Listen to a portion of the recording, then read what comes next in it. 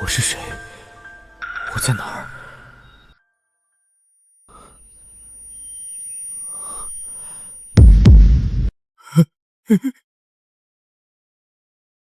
赐死！陛下饶命啊！陛下，你也死！朕穿越了，冷宫出生，历经折辱，太子逼宫屠尽皇子皇孙都没想起他的小透明，一招捡漏当了皇帝，就成了大开杀戒的疯批暴君。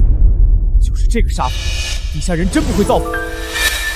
吴害那样的都能撑3年，对于一个手握兵权的皇帝，造反哪有那么快？系统，吾乃三皇造物，人皇金册，并非什么系统。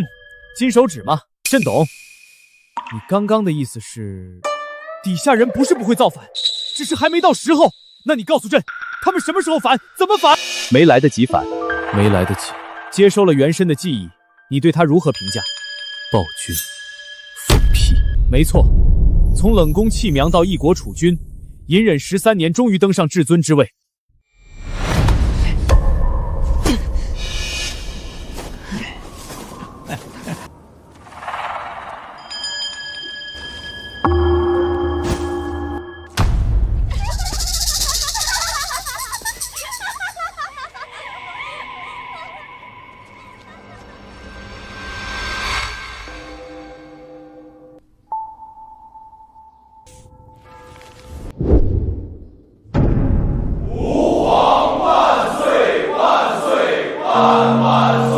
他杀尽了所有仇人，可仇恨并未消散。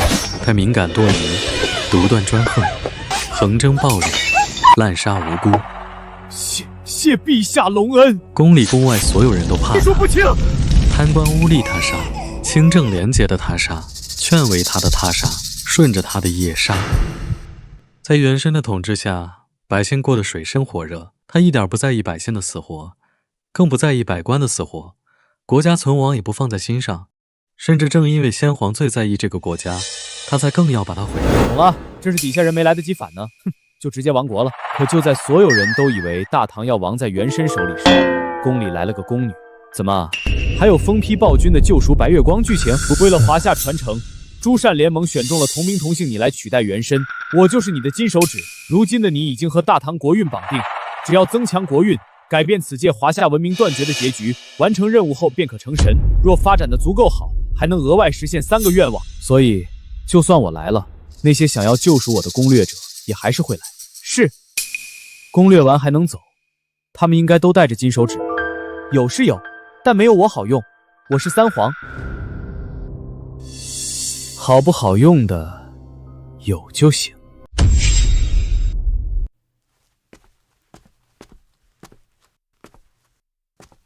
陛下，该上朝了，百官已经等候多时了。让他们愿意等就等，不愿意等就滚。他一个连早八都起不来的人，还上早朝？这早朝爱谁上谁上吧。皇上，你为什么不去上朝？你知不知道？赐自尽。来人呐，把他拖下去！为什么啊，皇上？你不是说……你声音太大，吵到朕的眼睛了。拖下去，别污了皇上的颜。经理，你不能杀我！你不是说我是特殊的吗？那就说说你特殊在哪儿吧。我会做诗。朕的大唐重政迎朝，缺你那几首破诗。我还精通上百种宫斗技巧，我能帮你。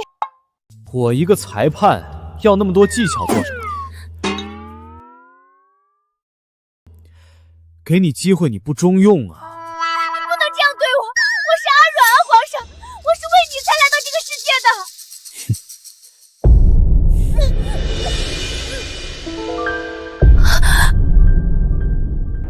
那你就为朕去死吧！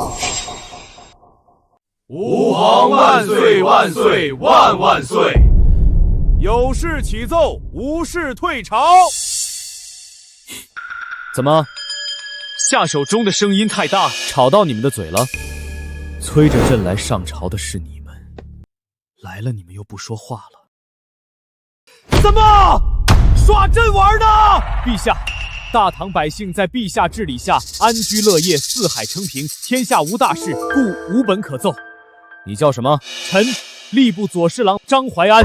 吏部左侍郎不是周文渊吗？周大人是前现任吏部左侍郎，上月犯了错，获罪伏法，全家流放了。那上一任呢？上一任半月前说错话，被陛下砍了。那你跑快点，没准还能追上他。陛下饶命！陛下饶命啊！陛下，张大人一向勤勉，求陛下开恩。勤勉？朕倒要问问，南边刚发了洪水，北边旱了半年，赋税还加了2成，就连京城外头都聚集了数万难民，这叫安居乐业，这叫天下无大事。光说他忘了你了，你叫什么？臣左副都御史郑元年。郑爱卿，你俩关系看起来不错，路上一同做个伴儿吧。陛下饶命！陛下饶命啊！皇上饶！还有没有急着和他们一起上路的？朕今天心情好，一定成全你们。很好，现在谁来告诉朕，外面那些难民该怎么处置？启禀陛下，城外难民约4万人，每日需粮。你是户部右侍郎陈延年？臣半年前被陛下提拔为户部尚书，难得朝堂上还有个熟面孔，老家伙还挺能活。不用告诉朕外面有多少麻烦，朕只想知道怎么解决。臣等正在商议赈灾之策，商议的结果呢？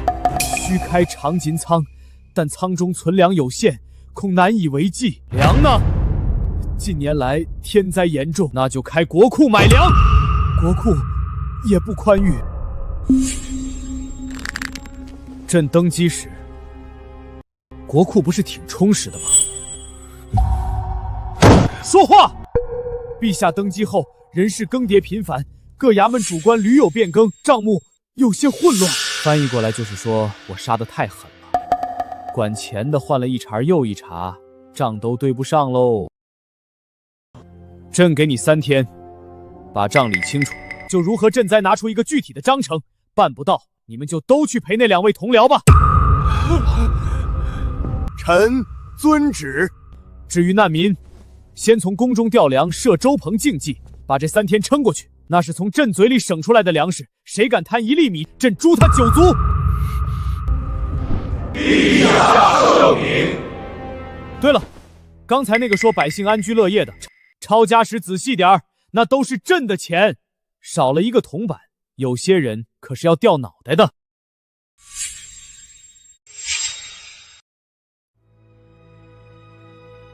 你刚才的表现比原身冷静多了。杀人是手段，不是目的。原身杀疯了是心里有病，朕有没有？什么味儿？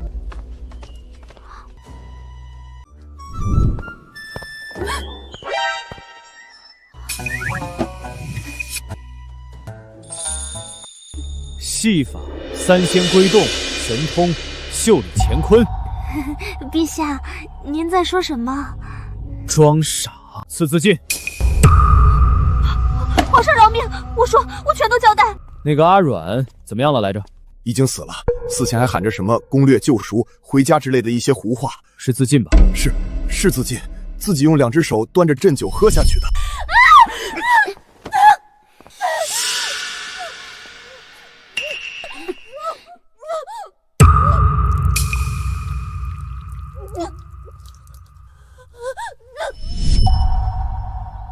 皇上，我交代，别杀我，我全都交代。叫什么名字？我叫苏锦，是从未来穿越来的。穿越前有一套230平的大平层，穿越后那房子成了我的随身空间，里面的东西都能用，而且每天凌晨会自动刷新。刷新？什么意思？刷新？什么意思？就是，比如我今天从空间里拿了1桶方便面吃掉，第2天凌晨，原来的位置上会重新出现1桶方便面，所有被取走的东西都会在第2日凌晨重新刷新1份。那岂不是取之不尽，用之不竭？东西每天只能刷新1次，且我穿越前存的东西也有限。另外就是，我也不确定空间的东西会不会一直刷新。只有你那个随身空间自带的东西可以刷新吗？另放进去的可不可以？不知道，我没试过。那就试试。让人送，算了，你直接跟朕来吧。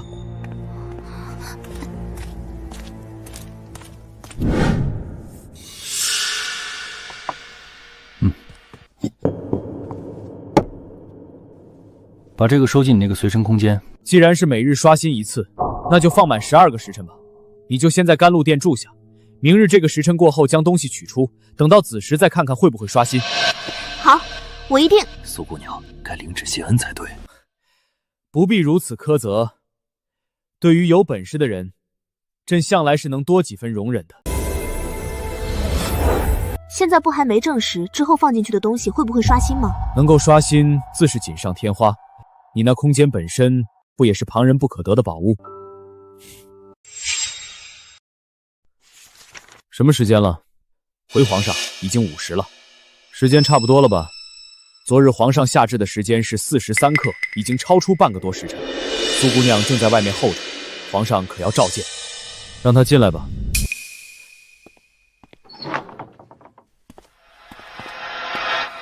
皇上，不必多礼，先把东西取出来试试吧。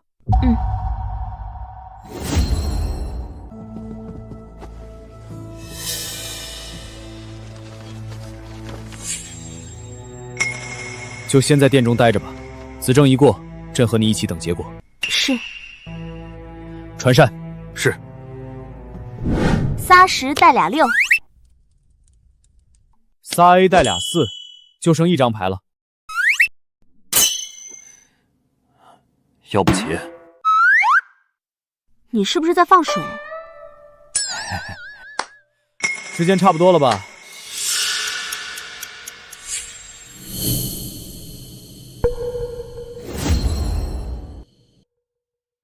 刷新了，真的刷新了！皇上真聪明，我都没想到随身空间还能这样用。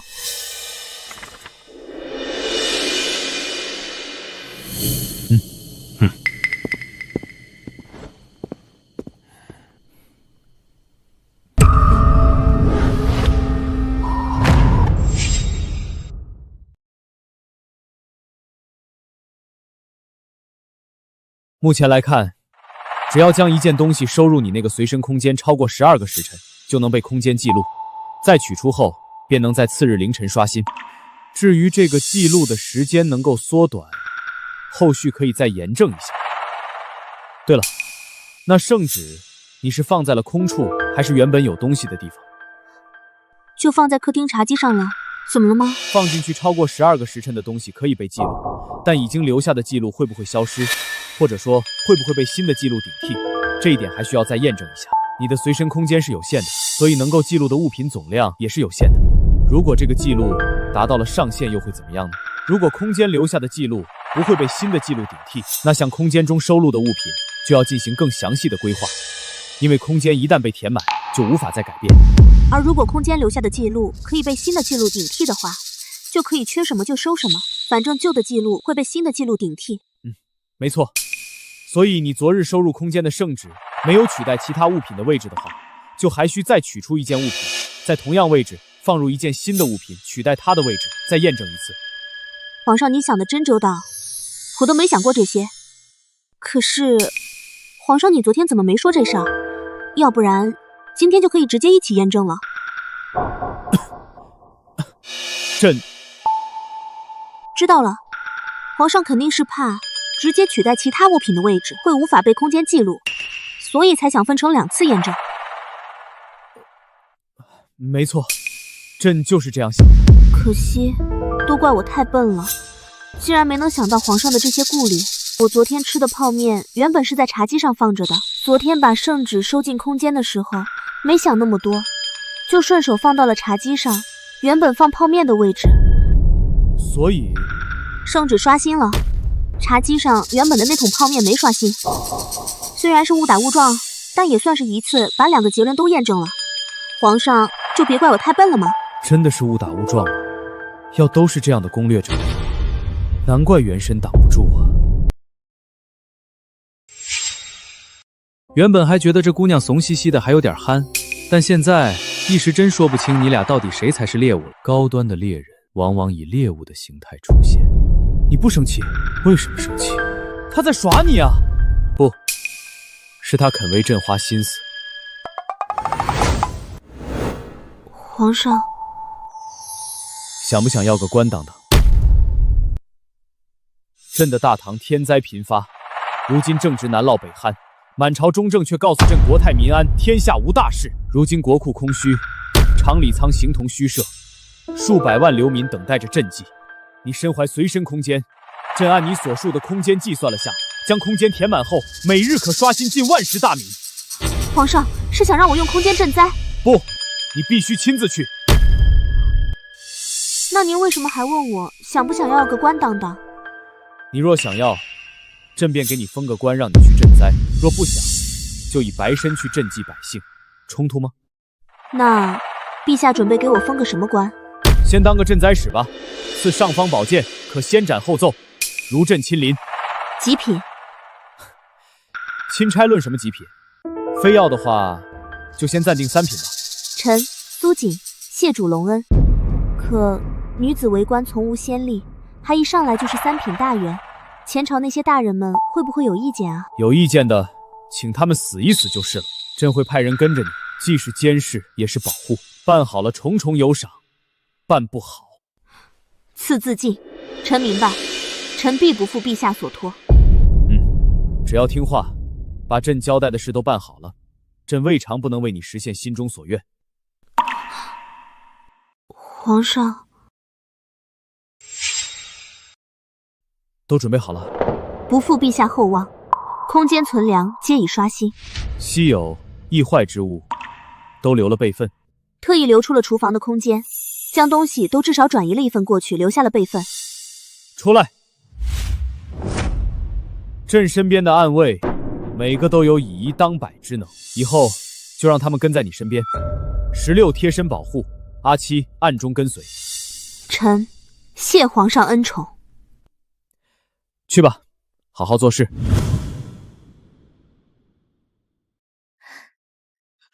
精米，真的是精米熬的粥。这粥稠的，真能插筷子。听说是宫里派人来施粥的，每天都有，不限量。君上仁德，惦记着百姓疾苦，这些粮啊，都是皇上他老人家听了百姓遭灾，省吃俭用，从自己手中省出来的。阿公，您的粥。皇上他老人家没忘记咱们呀！皇上圣明，到底谁在说皇上是暴君？皇上明明是个好皇帝，他老人家真把咱老百姓放在心上啊！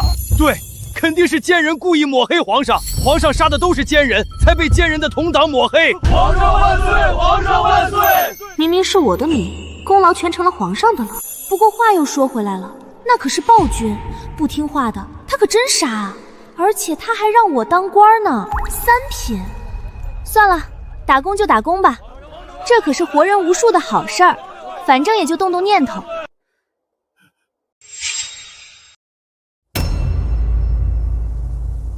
皇上，苏大人到了。听说你这几日每日都亲临城外为百姓施粥。皇上，臣并未耽误向灾情严重之地陆续送粮的赈灾工作。感觉如何？兴，百姓苦；亡，百姓苦。哦，这是我穿越前在课堂上学到的诗句。同样的诗词还学过很多。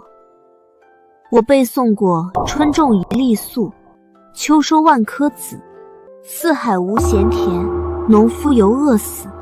学生时代也有过安得广厦千万间，大庇天下寒士俱欢颜的壮志豪情。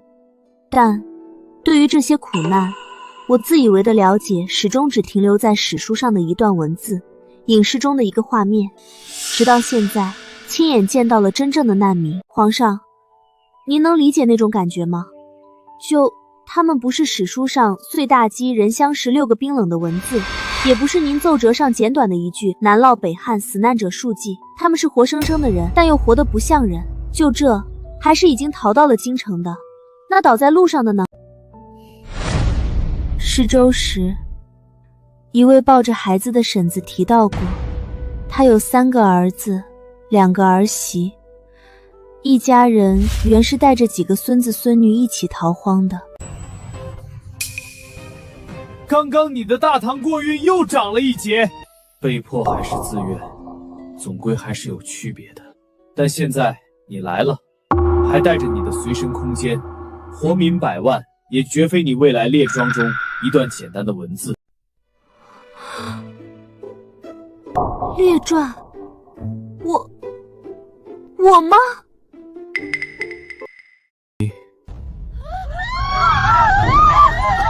护驾！快护驾！何事喧哗？皇上，湖里飘上来一个人，去看看。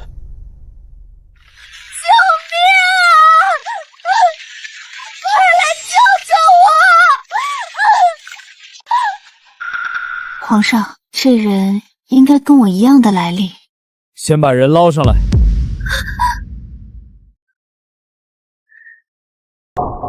多谢。这里是……你们这是在拍戏吗？我不是在河中救人吗？怎么一眨眼就到剧组来了？他是不是在把朕当傻子？来人，赐自尽。干什么？你们这是要干什么？3个了，就不能多来几个有用的吗？放开我！你们快点放开我！信不信我报？姐们儿，这蹩脚的演技就别演了吧。我比你来的早点儿。那你……在我之前还有一个，前几天自己端着制酒倒进自己嘴里被自尽了。自尽？说起来你们2个还真挺像的。8、9分像吧。那位也和你差不多，一直都挺特立独行的，但可能是除了特立独行外就没什么别的用了吧。所以最后所以让你真诚一点啊，皇上问什么你就答什么。皇上，我民女一定知无不言。姓名？林婉婉。怎么进宫的？民女也不知道，我本来是在河里救人的，那人上岸后踹了我一脚，把我踹回了河里。我本来能游回去的，但左腿突然抽筋，挣扎几下就沉进了水里，喝水灌进来，我没办法呼吸，即将失去意识的时候，好像听到叮的一声，还有宠妃、暴君、攻略什么的。继续。我当时意识已经不清楚了，在恢复意识的时候，就发现自己还沉在水底，就拼尽力气游了上来，然后就来了这里。所以，你这是身穿？很显然，你魂穿？听你这情况，明显是临死前绑定了系统吧？系统？你不会是刚想起来自己有系统吧？你不说我都忘了。那你刚刚演那一出是为了什么？在河里沉底，从湖里游上来，还有这御花园也不是什么剧组能弄得出来的。所以虽然不记得系统，但我知道自己穿越啦。穿越还一穿越就出现在皇帝面前，我不得彰显下自己的特殊，给皇上留下一个深刻的印象。最初的邂逅从英雄救美开始，那些穿越小说里都是这样写的。要不还是拖下去吧。不要，我有用，皇上，我真的有用，我有系统。系统？你带的是个什么系统？都有什么功能？系统叫最强宠妃系统，主线是让我攻略暴君。系统说暴君有个爱而不得的白月光，那白月光和我有8、9分相似，我的出现会让暴君又爱又恨，他会对我虐身心俱疲，心灰意冷离开皇宫。暴君才发现他早已在不知不觉深深的爱上我，然后最后为了我弃斥6宫，后宫佳丽3000，独宠我一人。怎么了？和你有8、9分相似的，就是那位被自尽的阿阮前辈。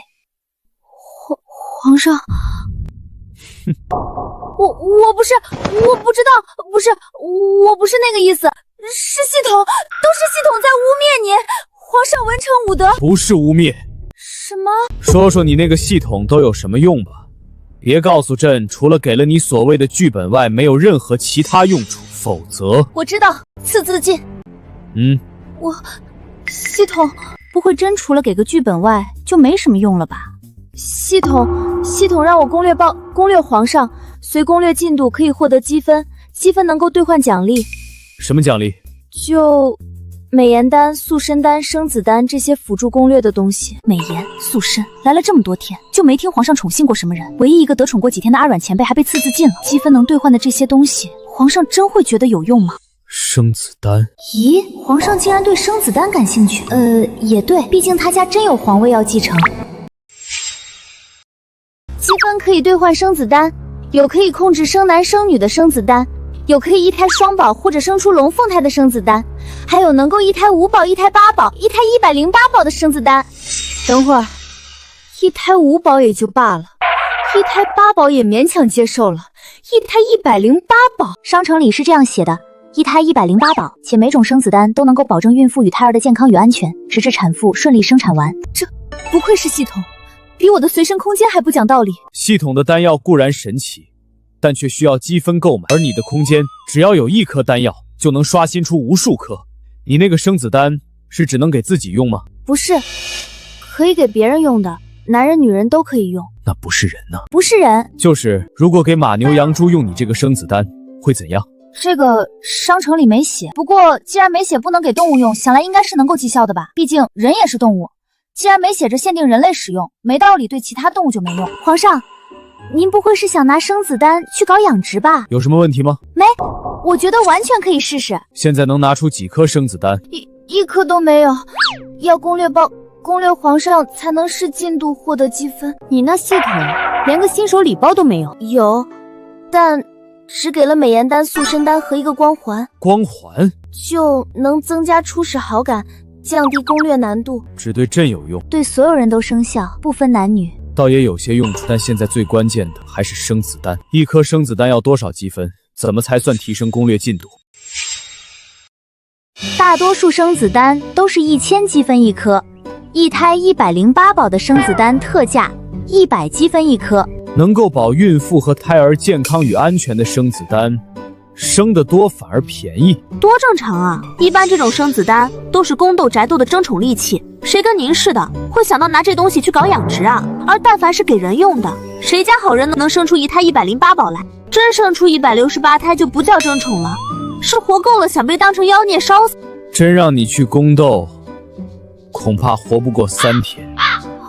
你就没想过可以给竞争对手用吗？没有，从来没有过。下手中，你指奴婢在。林婉婉于国有功，封贤妃。诺。如何？我这就封妃了？还是4妃之一的贤妃？明明我什么都没做呢，感觉跟做梦一样。没问你感觉如何？积分涨了，积分一下子涨了1万点。朕的贤妃才值1万点。攻略进度主要看好感度，系统显示皇上对民女臣妾的好感为0，系统是这么显示。咦，涨了，现在是10，还涨了1万积分，又涨了，好感15、16，又涨了1000积分。你这好感不会是看它有用了才涨的吧？有问题？没，发挥作用就能涨好感度，现实点多好。有没有用还要试过才知道。这会让人在黄庄为你养一批猪，试试你这生子丹的作用。若有用，封赏自然少不了，也可以为你涨攻略进度。若没用，刺字进。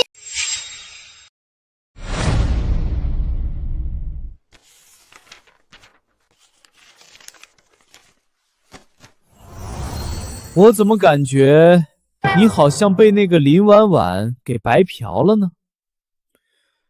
憋了3天，你就想出来了这个，真被白嫖了？你不生气？什么叫白嫖？你看啊，他就给你画了个饼，什么都没付出，就直接捞了一个贤妃。你给了这么大的好处，却什么都没捞着，不就是被白嫖了吗？他在帮朕白养猪，可他养猪的生子丹也是用从你身上刷到的积分兑换的，那朕的好感和贤妃封号又值几个钱？对别人来说千金不换，对你而言好像没有任何成本。所以呢，朕用零成本的贤妃封号和一点好感，就换回了养殖业的未来和国运的提升，怎么能算是被白嫖了呢？这些攻略者，一个个还真不可小觑啊！皇上，贤妃娘娘和苏大人在外求见。这两人怎么凑一块儿去了？这2日，除每日按时完成运粮的工作外，苏大人一直跟贤妃娘娘一起在皇庄养猪。只要不耽误正事就行，让他们2个进来吧。臣妾拜见皇上。臣拜见皇上。皇上万福金安。你们2个真是相处的不错。老乡见老乡，背后开一枪。如果是竞争对手，在看到婉婉的第一眼，我就该想着怎么把她搞死了。但谁让我们都被皇上您招安了呢？对啊，都被招安了，没了直接的利益冲突，彼此之间还能互补，又都来自同一个地方，有共同的话题，处成朋友简直再正常不过了。相处愉快就行，这还担心朕的左膀右臂互相看不对眼呢。你们今天过来，可是养猪的事有所进展了？没错，经过我和苏锦的共同努力，今天有6头猪成功怀孕了。6头？走，朕亲自去看看。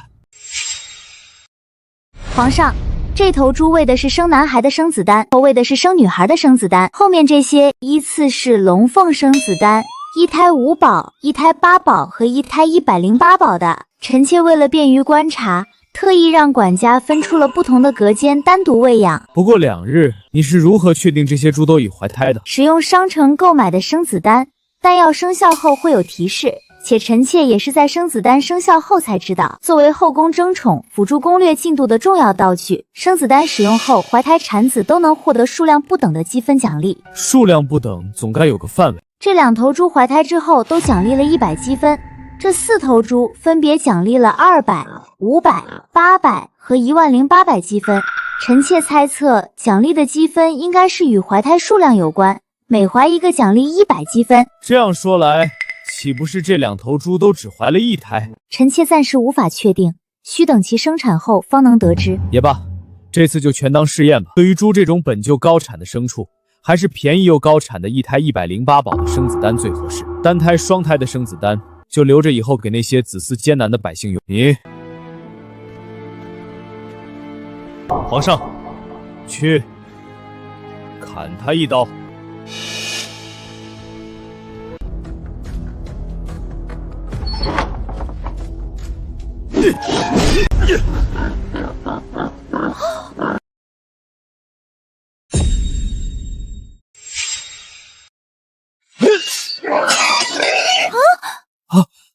皇上，如何？方才即将砍到猪身上之际，忽有一股莫名的力量让臣的刀偏移了几分，攻击贴着猪的身体落到了地上。再来一次试试。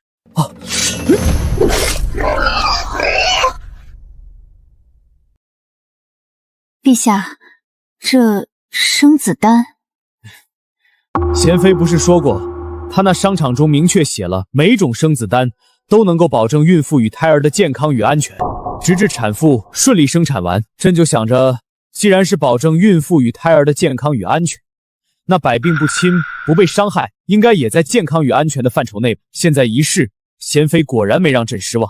每次见到皇上对这些金手指的种种巧思，都让人忍不住怀疑，到底谁才是穿越。或许正是因为朕对这些金手指没有你们那般了解，才会围绕着他们的每一种效果、每一个介绍的字眼去深究，反而更容易发现隐藏的惊喜。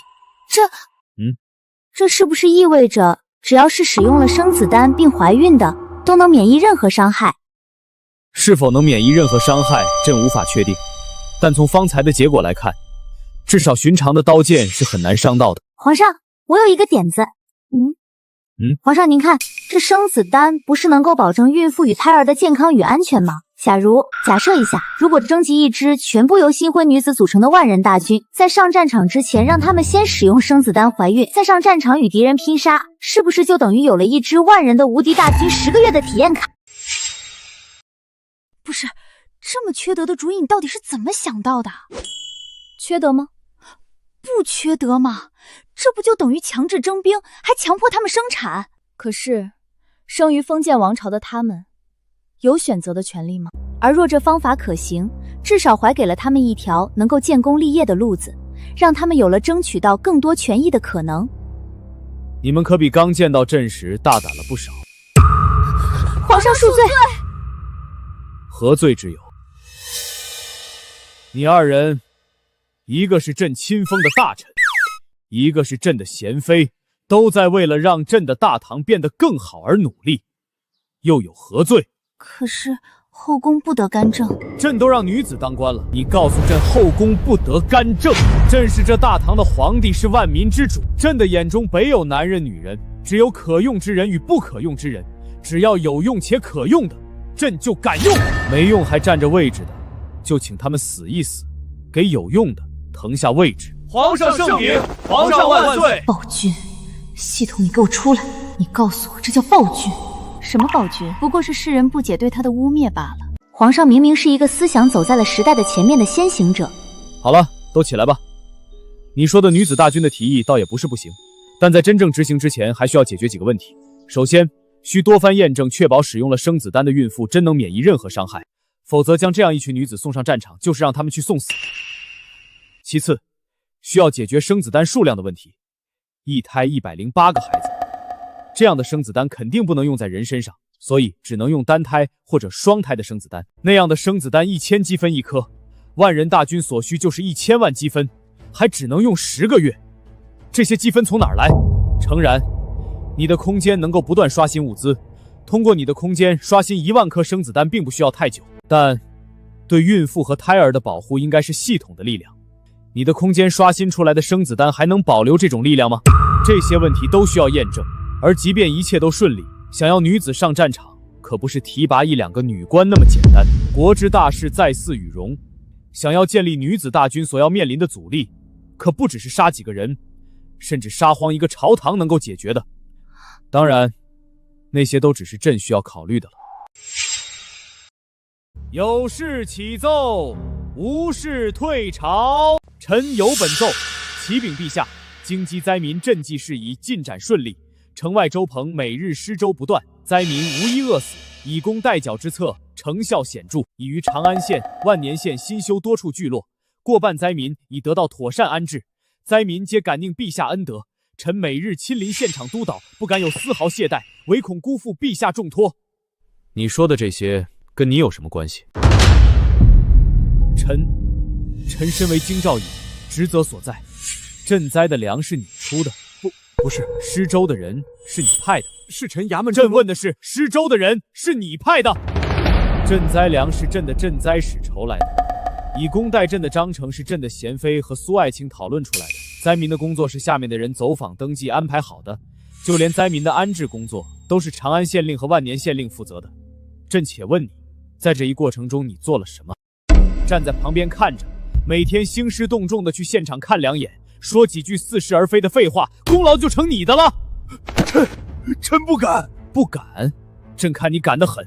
来人，拖出去砍了，把他家和京中的3处宅子都给朕抄了，再派一队人去他老家，把他祖坟扒了，埋在祖坟里的那些金银给朕一分不少的带回来，按着族谱查查他9族但有作奸犯科，借着他的名号欺压敛阳善的，亦或从他贪腐弄权中得利的，全部从严从重。还有谁想表功的，站出来，朕一起听听。既然没有，那就说正事。户部尚书，臣在。陈爱卿是吧？账理的如何了？回陛下，账目已初步厘清，国库空虚原因主要有3：其一，近年天灾频发，赋税收入减少；其二，前任官员管理不善，账目混乱；其三，有部分官员贪墨的。名单呢？17个人，贪了朕280万两。为首的这2位看上去比朕还有钱啊！挨个抄家吧，能追回来多少算多少。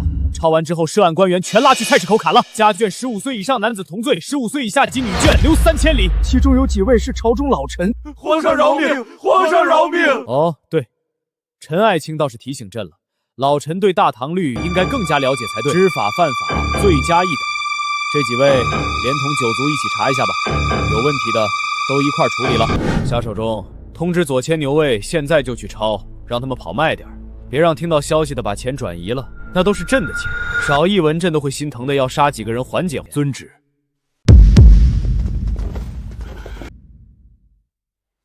继续，灾情如何？赈灾粮可还够？回陛下，苏大人每日调拨粮食，京畿灾民已基本安置，但各地灾情严重，河北、河南、山东等地皆有奏报，请求朝廷调粮赈济。那就调，国库不够就从宫中调，宫中不够就去抄家。朕倒要看看，是他们贪得多，还是朕杀得多。皇上，在京中每日调拨数千吨粮赈济下，各地灾情已多有缓解，但仍不可不防。说，河北赵州、山东青州、河南汝州均有灾民暴乱，地方奏报暴民人数众多，请求朝廷派兵镇压。灾民暴乱，地方官呢？死了还是跑了？赵州知州守城而亡，青州知州弃城而逃，已被押解进京候审。汝州知州固守待援，至今未破。一个死了，一个跑了，一个固守待援，3州知州就一个有用的。跑了的那个不用押解进京了，直接腰斩。暴民有多少人？赵州约5000，青州逾8000，汝州近万。灾民暴乱，无非是为了活命。传旨，让苏锦往赵州、青州、汝州调粮赈济，就近派军配合镇压叛乱。暴民为首者诛9族，余者放下武器，可既往不咎。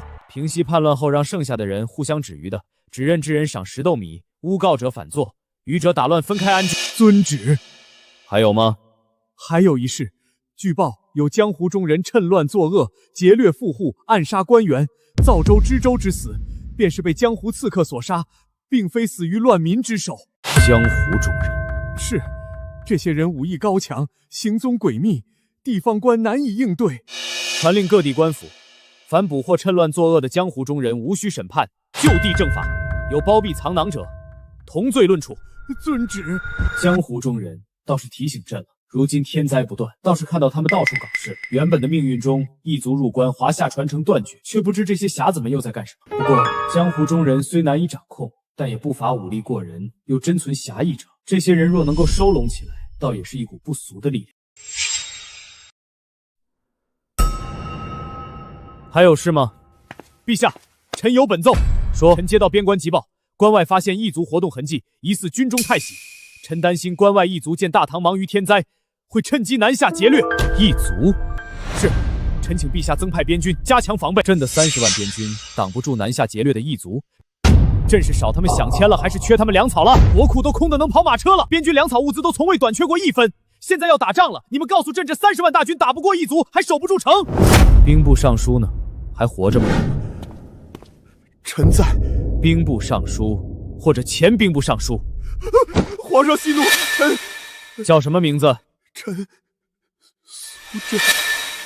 苏爱卿，你来说说，这仗能不能打？臣不知。不知？你是兵部尚书，边军事务都归你管，你告诉朕不知？皇上息怒，边军饷银发放向来由边关将领负责，户部拨银至边关后，如何分配，如何发放，兵部难以核查。难以核查？那朕要你这个兵部尚书何用？起来吧，先不杀你。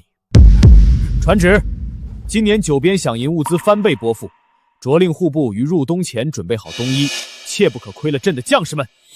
臣遵旨。朕自认为从未亏待过这些将士，若如此，边军还打不了胜仗，守不住边关，就让戍边将领全部提头来。陛下仁德。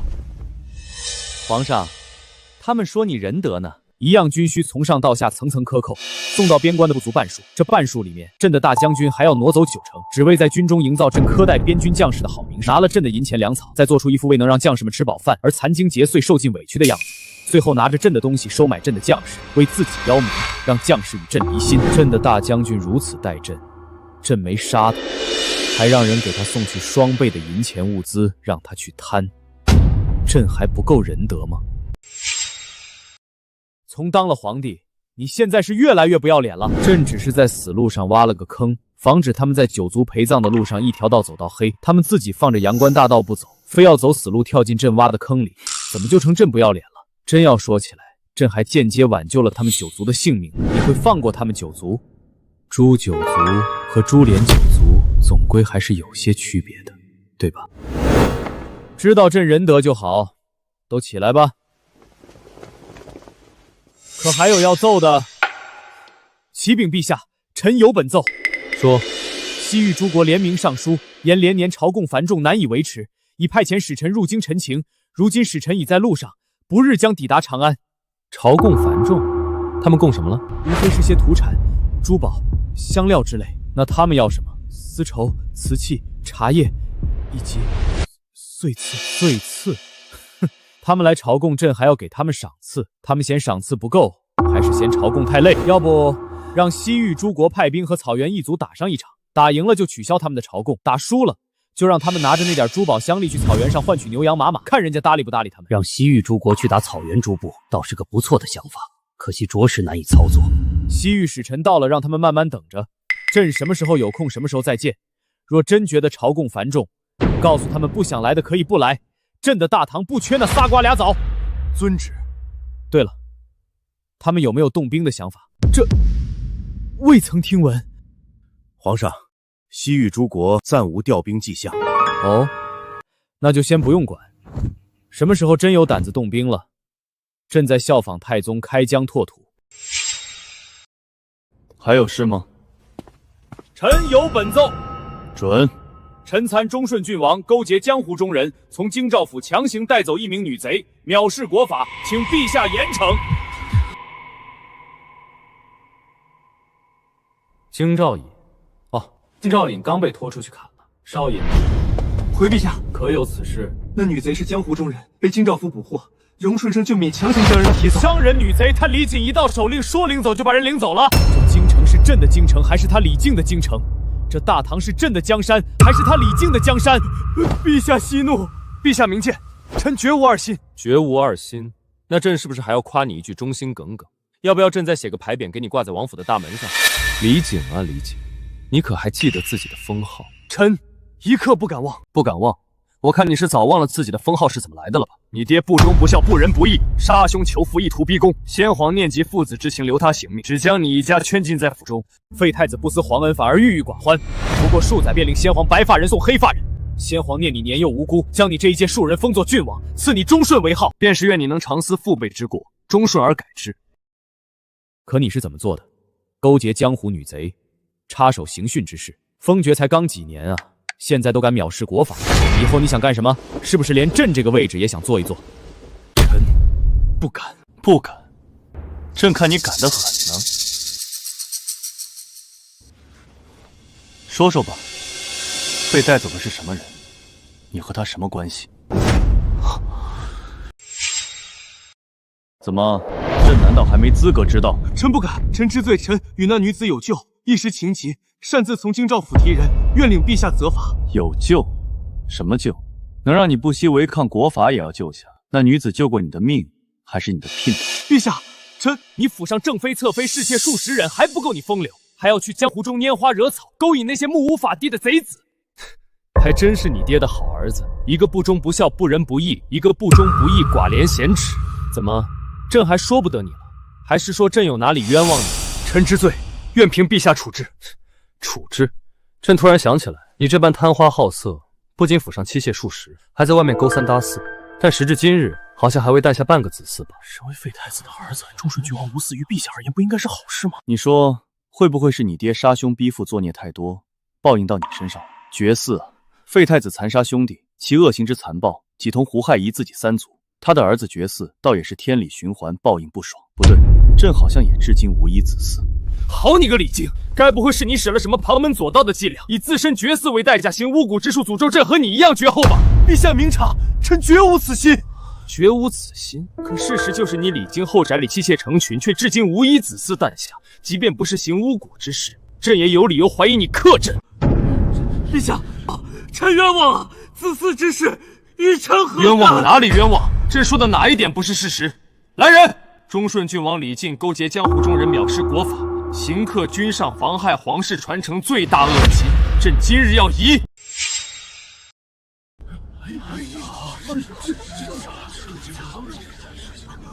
皇上，移不得。有何不可？忠顺郡王乃废太子嫡子，先皇嫡孙，是您的亲侄。哦，是了，朕也在他三族之内。丞相提醒的对，朕差点也成了胡亥。不能移三族，那就满门抄斩吧，总不能真让他继续克朕。陛下，忠顺郡王固然有罪，但满门抄斩是否过重？且郡王乃太后亲孙，太后年事已高，恐受不住这般打击呀。你是太后的人？不是，这事能直接拿到明面上说的吗？皇上明鉴，满朝文武皆是皇上的人。确实，朕的大唐重症迎逃都是朕的好臣子。皇上圣明。那么朕的诸位好臣子，谁能跟朕说说，为何朕的臣子非要拦着朕杀这不忠不义、寡廉鲜耻的克君之臣？朕至今无嗣，李唐江山无人继承，难道才是朕的好臣子们希望看到的？皇上，臣斗胆所言，子嗣之事归于郡王妨害，这于理不合呀。哪里不合理？自皇上登基，后宫空悬至今，直至数日前才封了一位贤妃。你的意思是朕没儿子，怪朕自己？臣不敢，臣只是据实奏报。都起来吧。李景，看在太后和众卿求情的份上，朕饶你一命，但死罪可免，活罪难逃。拖出去，杖20。臣谢主隆恩。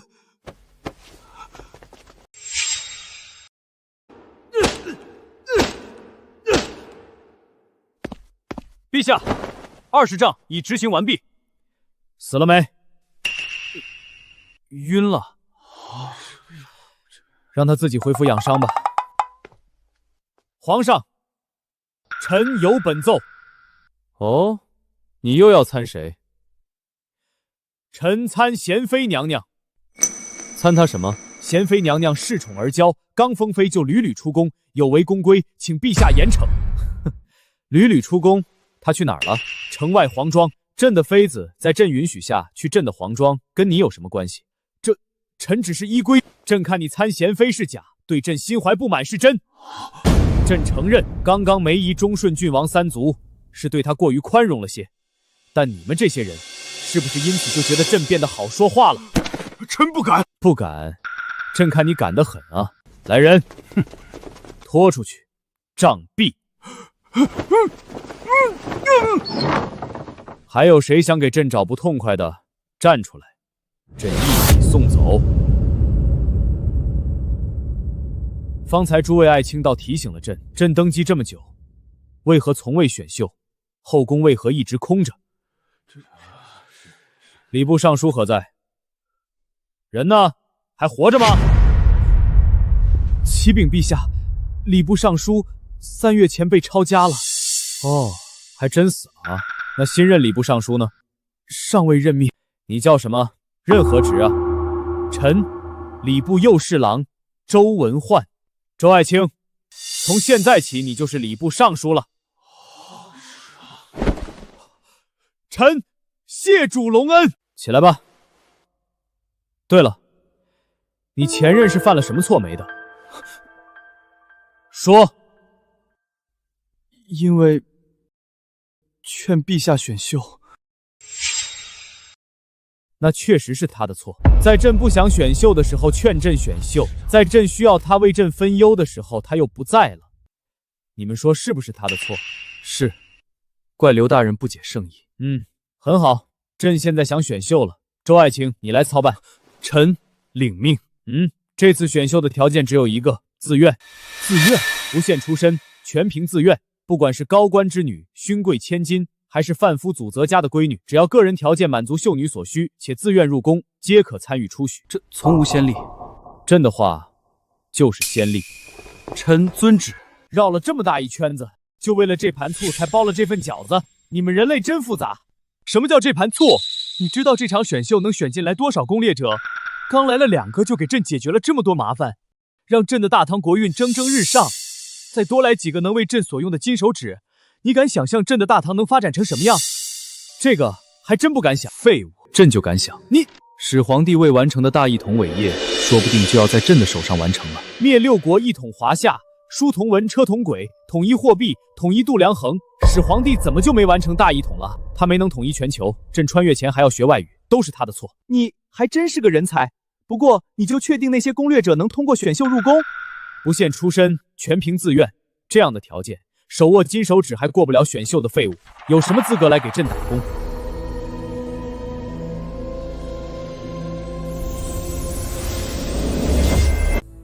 还有事吗？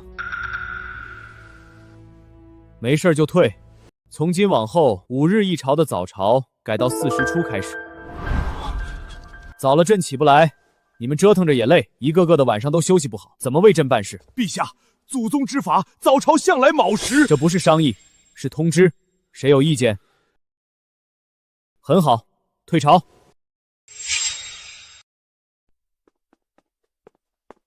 皇上，戴公公在外求见。让他进来。奴才拜见皇上。平身，说。回陛下，太后娘娘凤体为何？遣奴才请您移驾清明宫探望。身体不适就找太医，找朕干什么？朕又不会看病。下手中，奴才在。去让人帮太后请几个太医，朕国事繁忙，等忙完了就去探望。诺。启禀皇上，贤妃娘娘身边的小星姑娘在殿外求见。贤妃的人，让她进来。是。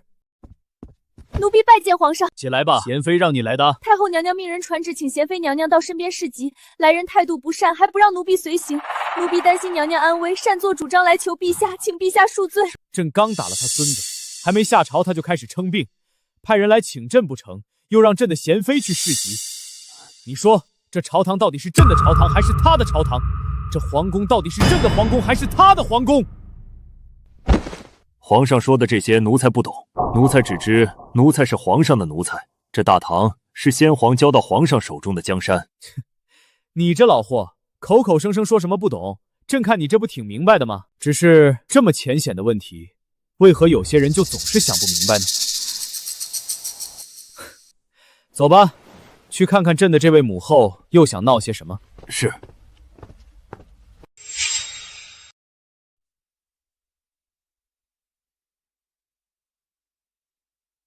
臣妾参见太后娘娘。传说中的下马威，老陈婆真把自己当皇上亲娘了。太后睡着了，不需要人伺候，咱们先回去吧。谁准你走了？双目有神，中气十足。太后看起来一副比臣妾还健康的样子，哪里需要人侍病？一来就顶撞太后，贤妃娘娘是否过于放肆了？哪有你放肆啊？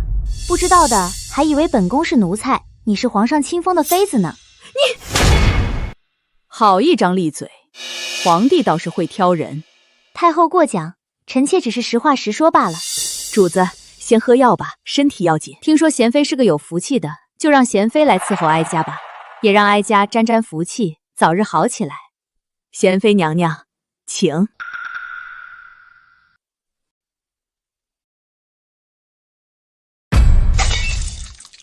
贤妃娘娘这是故意不想让太后身体好转，竟敢故意打翻汤药，诅咒太后，连碗药都端不稳。贤妃就是这么伺候哀家的。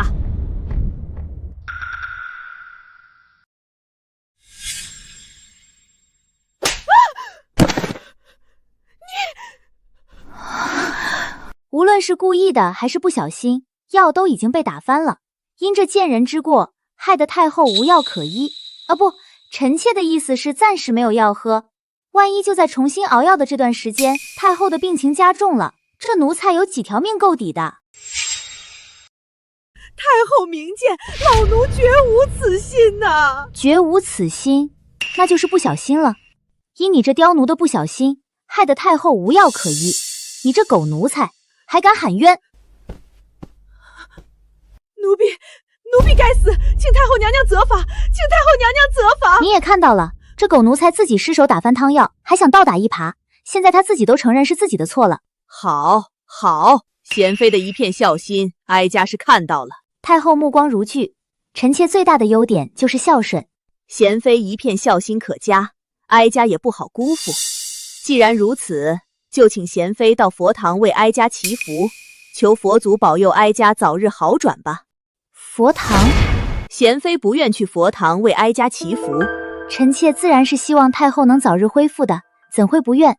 臣妾只是一时没反应过来而已。打也打了，闹也闹了，差不多也该适可而止了。毕竟人在屋檐下，万一真撕破脸来硬的，吃亏的还是我自己。不如先躲去佛堂，等着小星去甘露殿搬救兵过来。李君临啊，李君临，你可千万要给力点，你不能只在需要我养猪时才惦记我这个贤妃啊！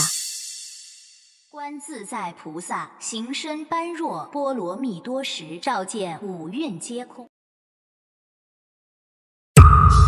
你在做什么？娘娘心不诚，这些佛米自然无法再用。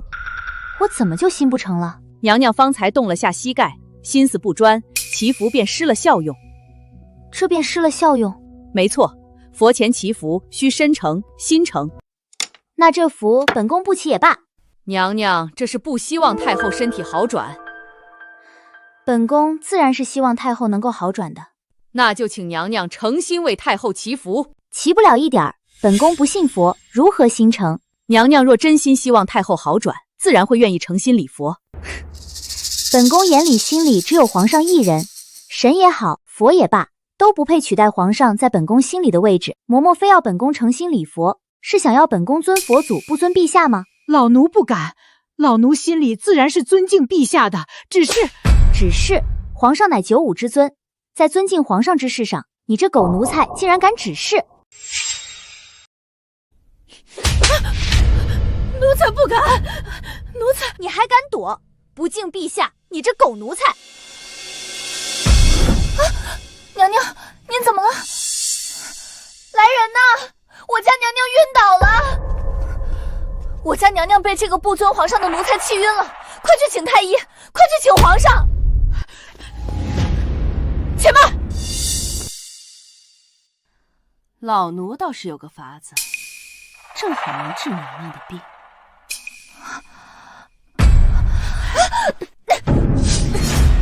你疯了不成？知不知道自己在做什么？还不赶紧向娘娘赔罪！瞧，娘娘这不就没事了？我又没准备真动手，你们这么慌张做什么？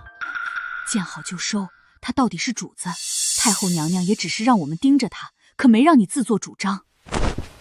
那又怎样？我们可是代表了太后娘娘。是吗？朕还当你什么时候成了太后呢？竟敢在佛堂清净之地肆意伤人性命，莫非这也是太后授意？皇上饶命，奴婢只是试探。皇上，小月受伤了。传太医。是。来人，将这2个刁奴拖出去，杖毙。皇上饶命！皇上饶命啊！奴婢是奉太后娘娘之命，您不能绕过太后。哼，狗奴才，还敢拿太后压阵！太后命你等照看贤妃，有让你嚣张害人性命。尔等如此挑拨朕与太后的母子之情，到底受何人指使？来人，将他们押往慎刑司，严加审讯，务必将其同党揪出，看是不是忠顺郡王不服朕的惩戒。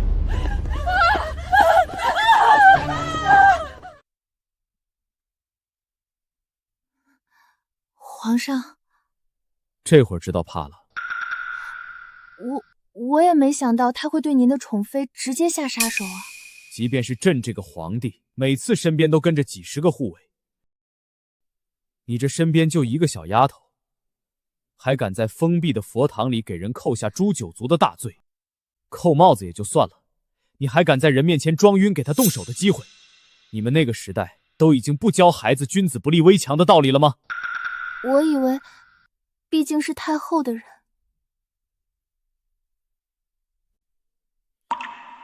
太后必是遭人蒙蔽，对手上人施了约束。这次突发疾病，想来也是手下照顾不周。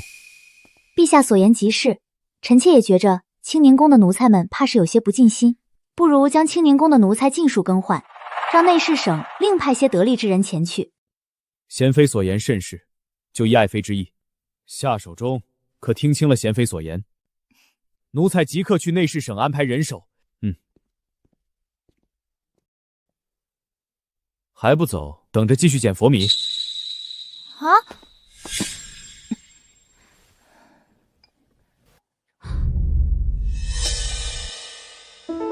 是佛堂那边，贤妃不服管教，和2位嬷嬷发生了些冲突，下面的人大惊小怪，跑来汇报，已经处置好了，太后不必挂心。太后息怒，您刚被贤妃气到，身体还没好，可不宜再动怒。若有什么不顺心的，您尽管责罚奴婢。你还知道哀家不能再动怒，说，到底瞒了哀家什么？娘娘答应奴婢，听了万不可动怒，伤了身子。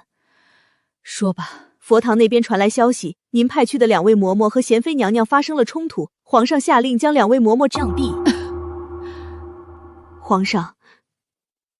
皇上怀疑是有人指使2位嬷嬷挑拨和您的母子关系，命人将他们押入了慎刑司审讯幕后黑手。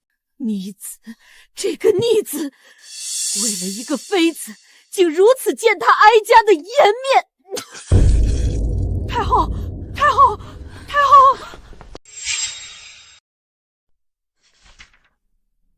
夏公公，清宁宫传来消息，太后被气昏过去了。皇上，清宁宫传来消息，太后被气昏过去了。太后这是又被忠顺郡王气到了。皇上圣明，拟制。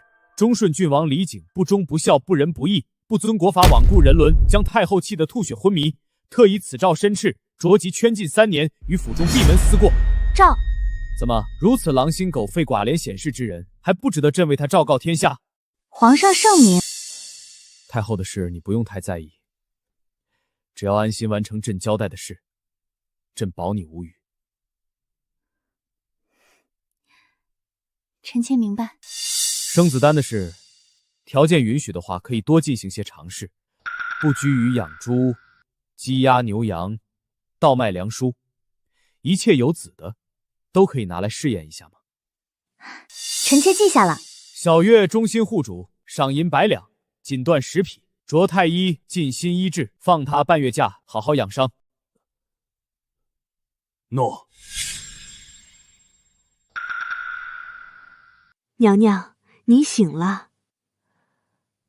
皇帝来了吗？皇上派夏公公来问过安。太后娘娘，皇上下诏，申斥忠顺郡王不忠不孝不仁不义，将太后气得吐血昏迷，责令圈禁3年，闭门思过。下诏？是下诏。逆子，这个孽障，他是非要气死哀家不可吗？来人！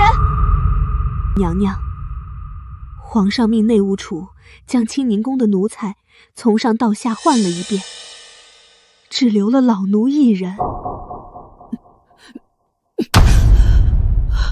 孽障，这个小畜生，他是要圈禁哀家！太后，太后，快传太医！太后又吐血了，你不去看看？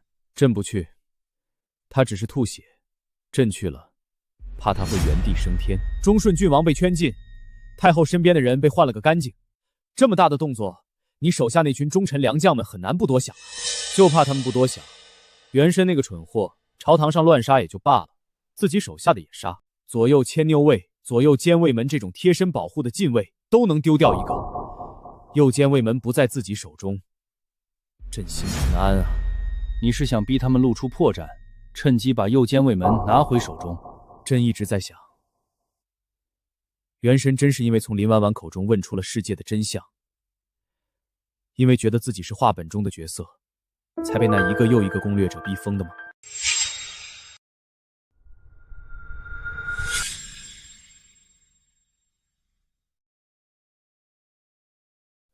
皇上，您吃了吗？皇上，臣这里下雨了，您那里呢？这破奏折，朕是一天都不想批了。取朕的小黑本来，朕要杀几个人顺顺气。谁又惹皇上生气了？这么不懂事。退下。这折子，皇上上次不还说，这样的折子是地方官在向朝廷汇报天气变化。若连着几个月都收到这样降雨的折子，就该提前做好地方出现洪涝灾害的准备了。你要不看看这折子是从哪儿送来的？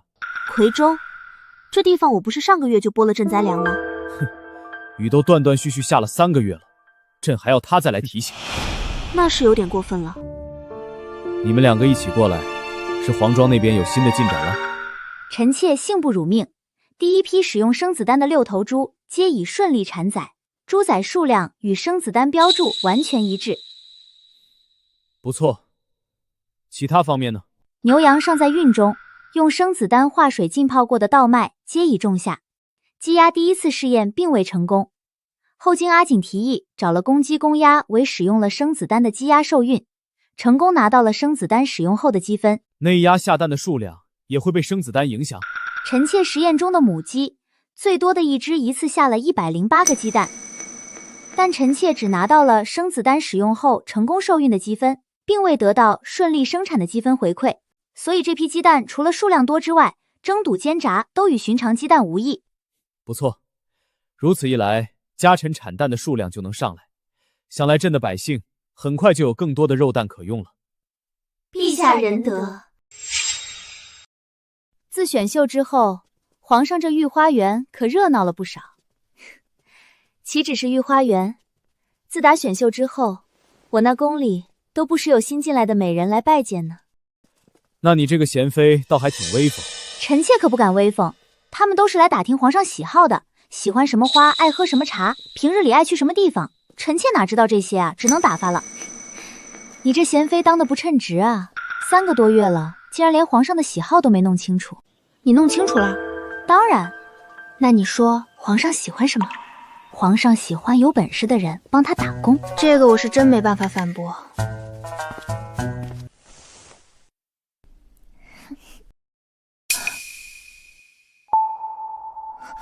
你是何人？竟敢擅闯后宫！这位娘娘，我家主子是忠顺郡王，今日碰巧路过御花园，被娘娘美貌吸引，一时忘形，还望姑娘恕罪。皇上恕罪。何罪之有？臣妾窥探圣驾，为给皇上留下一个深刻的印象，提前安排了这场偶遇。偶遇都已经安排好了，为何又突然请罪？都是从同一个地方来的，臣妾这点伎俩自然瞒不过这2位。与其等待被拆穿，不如主动请罪。哦，你怎么就确定我们是同一个地方来的？那年杏花微雨的梗，我还是知道的。起来说话。谢皇上。叫什么名字？臣妾江西宁，是刚刚选秀入宫的才女。说。皇上，此女武功极高，不在老臣之下。臣妾这具身体的真实身份，是江湖中人口中的魔教净世神教的圣女。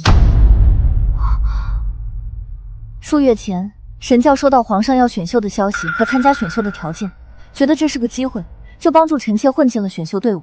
教主让臣妾入宫后伺机蛊惑皇上，里应外合，帮助净世神教推翻朝廷。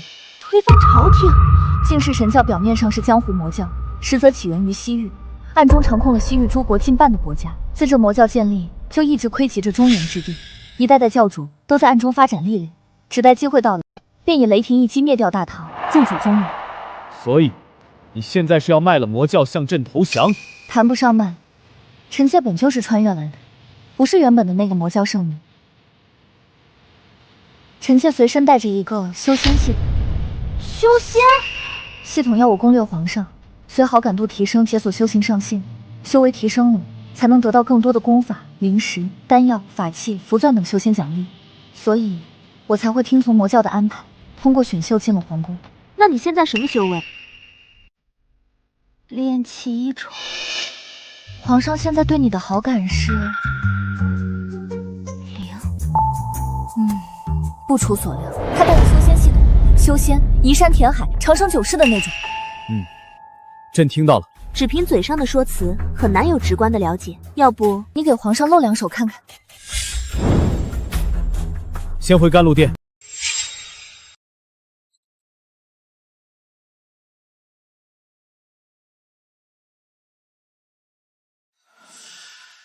皇上，有人下毒。不可能，在老奴的眼皮底下，绝对没有人能成功下毒。并非寻常毒药，而是一种江湖中极为罕见的混合奇毒。此毒由3种气体混合而成，单独一种非但无害，还于人体有益。但3种气味混合在一起，哪怕只是在1个时辰内先后吸入，也会合成一种无解的奇毒。中毒者会随毒性愈深而逐渐失去理智，变得癫狂，直至最后彻底成为一个疯子，且无可逆转。他说的没错，你的寝殿、朝会和这里还真被下了毒，怪我，因为你本身与国运绑定，大唐不灭就不会受到任何伤害，而疏忽了这些。只是些对朕无害的东西，怪你做什么？与其自责，凡事不如多从别人身上找找问题。肯定是太后和忠顺郡王要害你，这就对了嘛。有什么锅想着多往敌人脑袋上扣，别什么都往自己身上背。这是什么毒？可知道出自何人之手？此毒无名，我也只在魔教的秘传中看到过只言片语的记载。据传，江湖中的隐现门派百花宫有一种奇毒，乃由100种毒花、100种毒虫混合调配而成。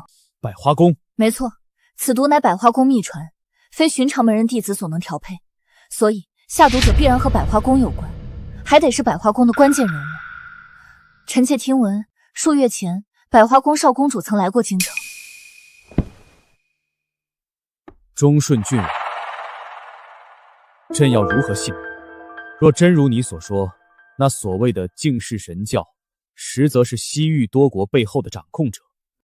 朕要如何相信所谓奇毒不是你这位西域来的圣女欲挑起朝廷和江湖冲突的说辞？臣妾不是西域之人，原身虽是敬世神教圣女，但本身却是中原女子，又是因武道根骨出众，被魔教暗中派人灭了满门，再由恰好路过的教主出手救下，带回了西域抚养。他们都以为原身不知情，但原身早已查清了一切，一直蛰伏在魔教之中，就是为了有朝一日能够复仇。原身和敬世神教都不是一条心的，臣妾本身又是穿越的，还带着攻略您的任务，就更不会放着皇上不选，和敬世神教站在一起了。空口无凭。还有一个原因，皇上完全能够信任臣妾。什么原因？受系统限制，我们这些攻略者无法做出任何主观上会伤害到皇上的事。系统确实有这样的限制。不止系统，我这破随身空间也存在着同样的约束。不能伤害朕，倒是委屈你们了。皇上，臣妾绝无此意。也没说你们有，紧张什么？起来吧。哼，朕名义上的母后要帮助朕的侄儿抢朕的皇位，西域的魔教暗中图谋朕的江山，如今就连那所谓的江湖都有人想要朕的性命。你们说朕是不是太仁慈了？一个个又跪在地上做什么？朕要的是你们能为朕办事，想要人跪，朕的朝堂上有的是。敬世神教既然在江湖中被称作魔教，想来在江湖中的名声应该不太好。身为魔教圣女，你手中有没有什么能引起正魔两道争斗的把柄或隐秘？那些自诩正道的江湖人士，对魔教中人向来是一见面就喊打喊杀的，但也多只是嘴上喊喊。若真要他们不惜性命互相拼杀，江湖中人其实也挺惜命的。圣女，你出身魔教，有没有接触过一些有较大缺陷，但也极为强大且能够速成的武功秘籍？有较大缺陷，极为强大，还要能够速成，比如欲练神功、必先自宫之类的。葵花宝典，这里也有葵花宝典？没有，这里的魔教是敬世神教，又不是日月神教。那有没有类似的？这个也没有。不过什么？虽然这个世界没有葵花宝典，但我可以弄出一本葵花宝典。弄出一本？你那个修仙系统还有这种奖励？虽然修仙只是刚入门，但新手礼包的功法是领取后直接领悟的，再加上原身多年的武道经验和在敬世神教接触到的各种武功秘籍的积累，不说弄出能让人由武入道直接修仙的武功秘籍，创造一门能让人速成一流甚至绝顶高手的武功秘籍，我还是能够做到的。我好像有点没听明白，不是说要挑起正魔两道争灯的事吗？怎么好端端的突然说起葵花宝典了？欲练神功，必先自宫。若真有这样一门能让人速成为绝顶高手的武功秘籍，还真能让江湖大乱。怎么乱？世界上从来不缺背负深仇大恨的，被灭满门却无力复仇。这时候你面前出现了一本葵花宝典，你练不练？而只要有人练了，你刚灭完别人满门，突然听说还有个活口，而这活口还练了葵花宝典，恰好你手中也有一本葵花宝典，看看身边的家人，你是练还是不练？这功法在强大速成之余，能否兼具一定的诸如延缓衰老、延年益寿之类的附加效果？可以。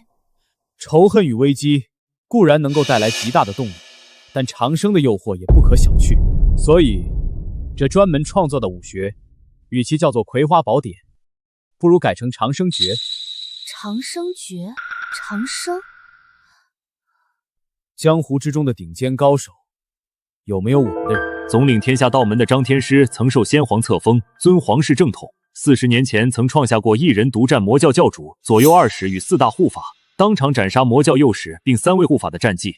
且那位魔教教主逃回总坛不久后，也重伤而亡了。还有吗？崇宁12年，意甲进士及第的那位周探花，10年前拜访张天师，曾以双指挡住张天师一剑。拜见山庄乃太宗剑力，世尊皇权。那位独孤剑圣更是引有当世剑道第一人之称。独孤剑圣，当世剑道第一人。独孤剑圣强则强矣，13剑下几无敌手，但要说当世剑道第一人，却有些言过其实了。剑仙剑圣，一人化简为繁，一人化繁为简，皆为剑道极致，没真正比过之前。谁才是真正的剑道第一人，尚无法定论。还有个剑仙，剑仙业无缺，一手剑术千变万化，如谪仙凌尘，与剑圣独孤剑互为剑道的2个极端。还记得你给朕讲过的故事吗？皇上说的是哪个故事？决战紫禁之巅。您是打算？没错，江湖中若凭空出现一本长生诀，或许还会有人犹豫，怀疑这其中会不会有阴谋。但如果这长生诀是一直被极力隐藏的绝世神功，是他们自己费尽心思去挖掘发现的呢？不是在说决战紫禁之巅吗？怎么还和长生诀扯上关系了？因为可以以决战紫禁之巅为引子，引出长生诀，让江湖人士自己发现这门绝世神功了。怎么发现？简单，第一步，先在江湖中散布消息：月圆之夜，皇城之巅，一剑西来，天外飞仙。江湖之中最有名、最强大的2名剑客，剑仙与剑圣要在皇城决战，争出谁是当世剑道第一人。据说，那位独孤剑圣已经启程赶赴皇城，这正是月云之夜，皇城之巅，一剑西来，天外飞仙。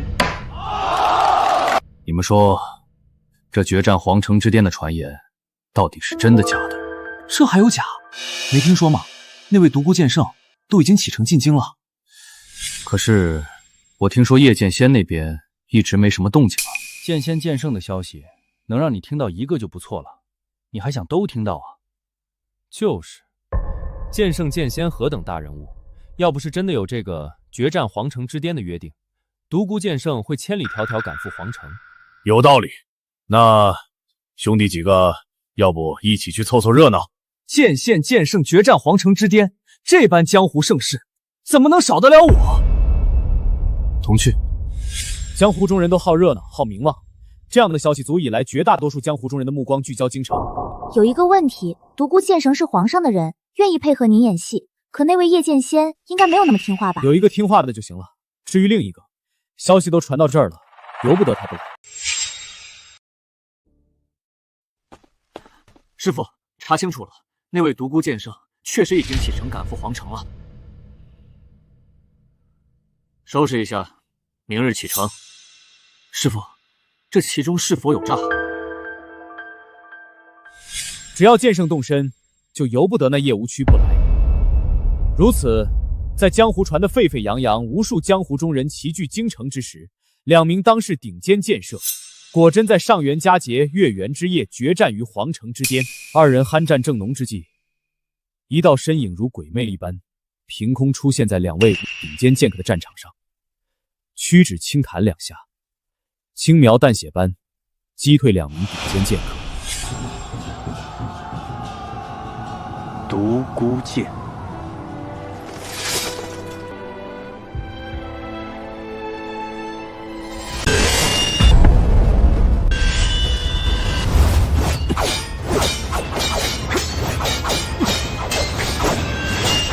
皇城大内，岂是尔等撒野之地？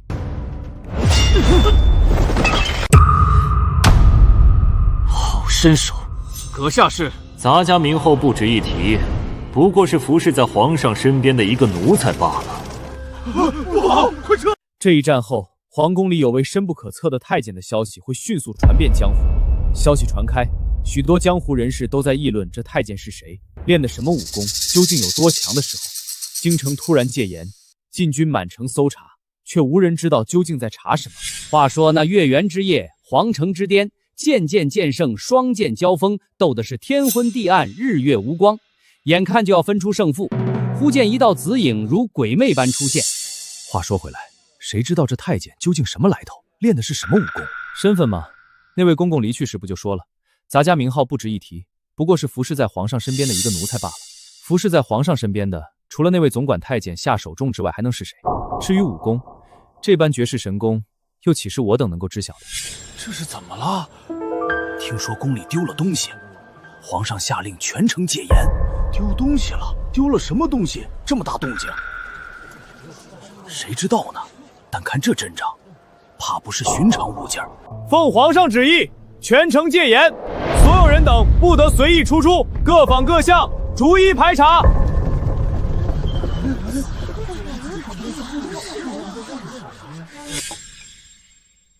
禁军的动作必然会让人联想到刚结束不久的那场决战。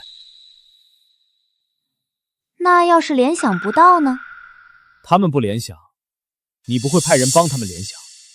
朝堂、民间、江湖众说纷纭，猜测四起。这时候再让人放出一条消息，有魔教妖女借选秀混入宫中，意图行刺，被那位太监挡下。妖女虽未得手，却盗走了宫中一件重宝，全身而退。就在江湖中众说纷纭的时候，那位从宫中逃出去的圣女果真在手下面前掏出一本长生诀。这消息再由正道安插在魔教的卧底传出去，你们说那些江湖中人会不会对这本长生诀心动？圣女，你没事吧？计划失败，我身份暴露了。皇帝身边有个高手，好在我偷到了这个，也不算白费功夫。长生诀，这就是那太监的武功秘籍。我亲眼看到他出手击退的独孤剑和右举，立刻安排人手掩护我离境。我要第一时间将功法交到教主手中。是。掌门，苏师兄密信。消息可靠。密信是苏师兄暗启用暗线亲手送出的。密切关注魔教动向，查一下那位魔教圣女的踪迹。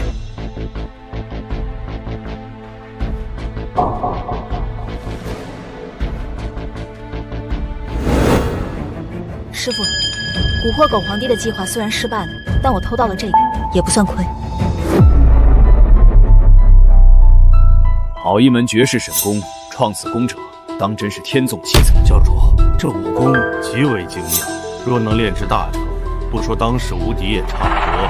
而且这功法能够速成，寻常之辈3-2月足以跻身1里，只是代价有些大。什么代价？宁儿做得不错，下去好好养伤吧。欲练神功，必先自宫。圣女拼死带回长生诀，魔教教主亲自验证，乃是一门绝世神功。消息经卧底传出，引得正魔两道皆欲占为己有。圣女借立功养伤之机，突然偷袭魔教教主，爆出当年被灭门真相。刺杀失败后，圣女带着长生诀逃离魔教总朝，正魔两道的视线自然都会聚焦到这位失去了魔教庇护又身怀重宝的魔教妖女身上。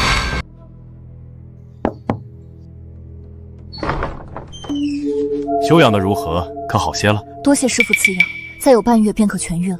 那就好，进来吧。关于那位紫袍太监，为师要详细了解一下。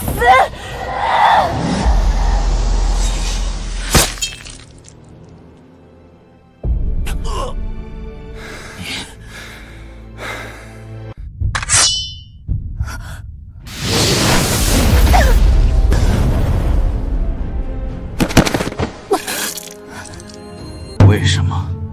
本尊自认待你不薄。待我不薄？是指看上我的武道天赋，就让人杀我全家，灭我满门，再装作路过的样子，好心将我救下，带回魔教府殿。竟然知道了，当初是我太过仁慈了，确实不该留你到现在。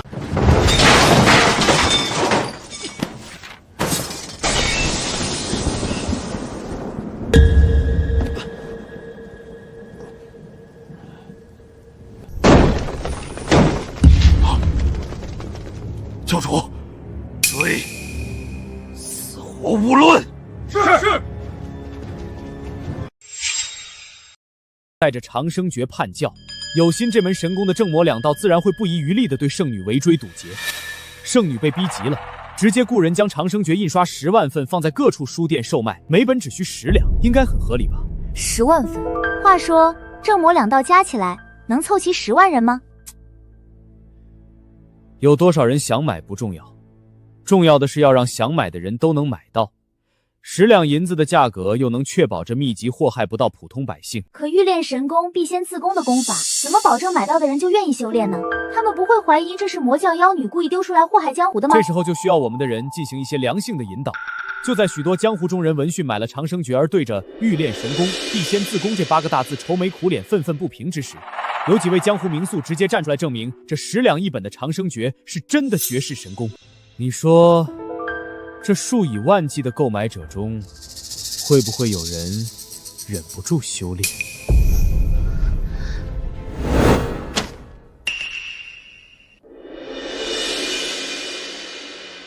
长生诀，那不是被魔教圣女偷走的绝世神功吗？假的吧？真秘籍怎么可能10两银子一本？管它真的假的，10两银子又不贵，买一本看看不就知道了？没错，万一是真的，不就赚到了？掌柜的，给本大爷来一本长生诀。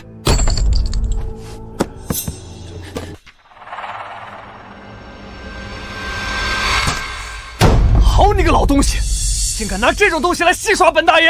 这位兄台好大的声威啊！谁他娘！不知小店有哪里招待不投，竟引得兄台如此动怒。周探花，周探花，并非我故意惹事，实在是，您自己看吧。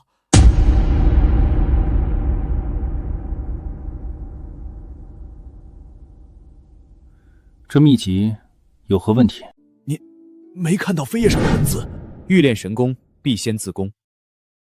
这秘籍是在我名下的书肆印刷的。当初那位姑娘找上门时，我就看过了。虽然修炼条件有些过于苛刻了些，但秘籍确实是真的，否则我也不会接下来印刷的生意。咱们的秘籍本就是真的，任谁来了也说不出假的。既然确定了真伪，这秘籍就很容易在江湖中流传开。一旦广为流传，正魔两道人手一份，这东西练不掂就由不得自己了。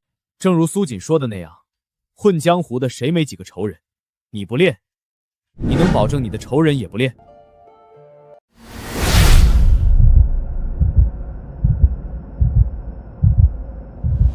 欲练神功，必先自宫。怎么了？没什么。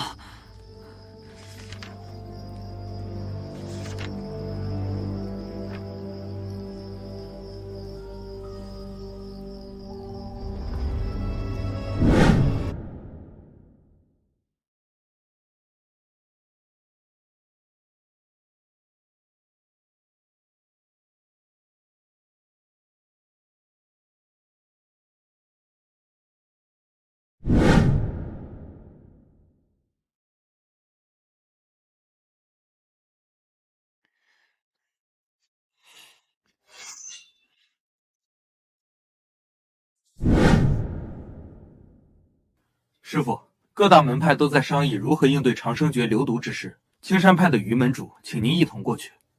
告诉他们，老夫身体不适，去不了。是师傅。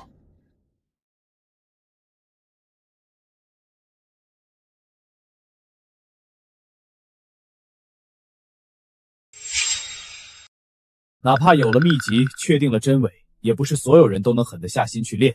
毕竟和人有生死大仇的只是少数，不是到了性命攸关的当头，没能看到实质的收益，很多人是狠不下心，做不出那份牺牲的。这时候，就又到了我们进行些良性引导的时候了。怎么引导？假如在一部分江湖人迟迟无法下定决心的时候，一个江湖中有名的苦大仇深、背负灭门之仇的废柴，练了长生诀，短短数月就成为绝顶高手，灭了仇人满门，成功复仇。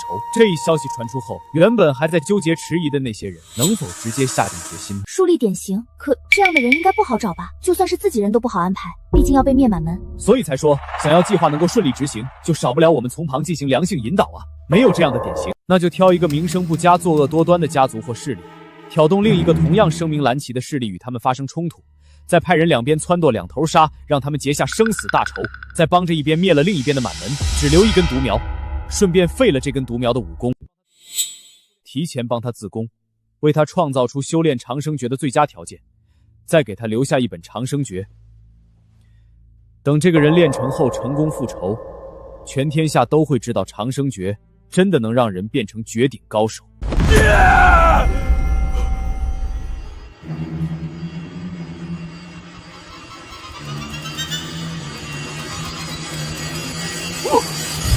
我被淹了，是谁？究竟是谁？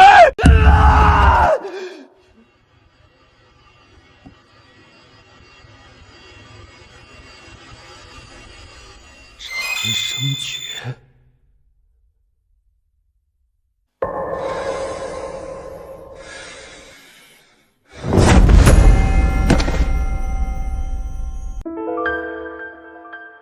青山派血债。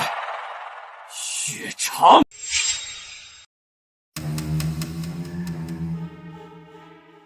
听说了吗？什么？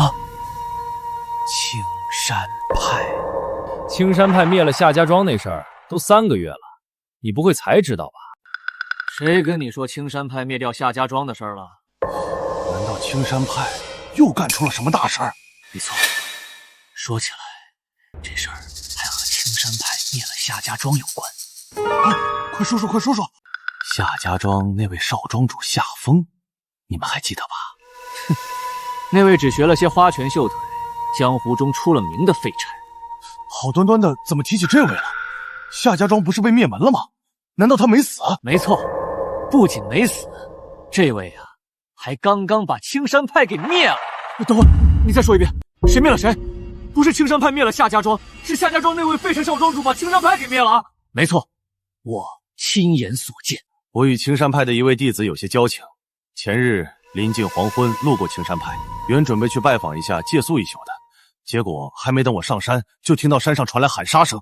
一听那动静，心知不妙，我就没敢再上去，而是找了个地方躲了起来。1个时辰后，我亲眼看到那位夏少主从青山派上下来，我躲着没敢出声，一直熬到天亮。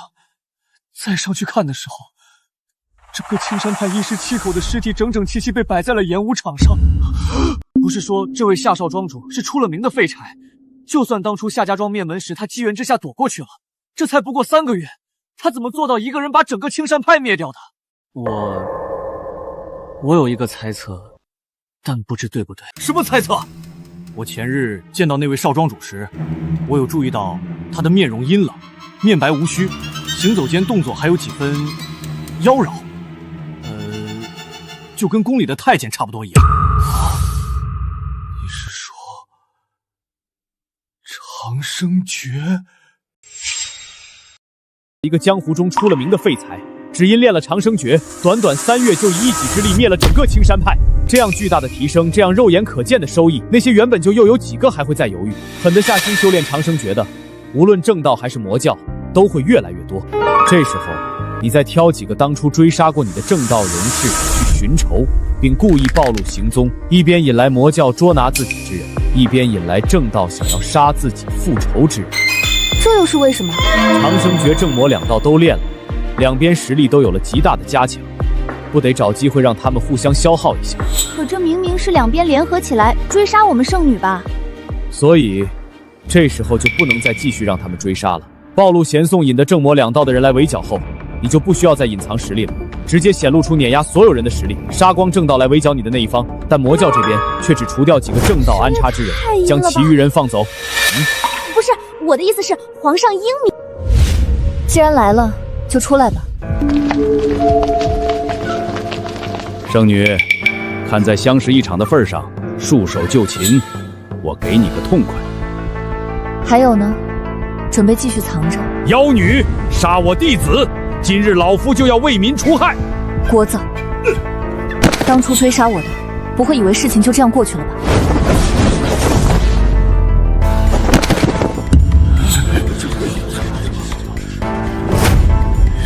圣女，家里进鬼了都不知道，回去告诉教主，我玩够了就回去。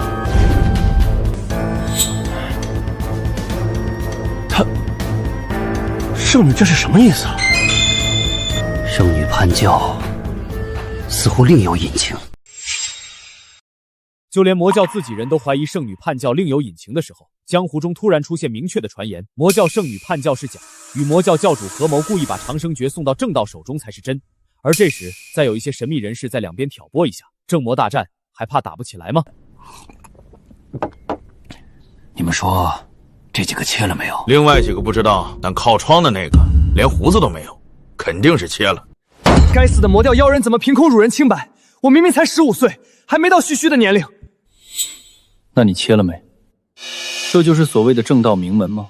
切都切了，还说什么辱人清白？就是，自徐正道练长生诀时，也没见你们犹豫啊。这个试啊！怎么恼羞成怒了？违背祖宗的事儿都干了，这会儿倒在乎起颜面来了？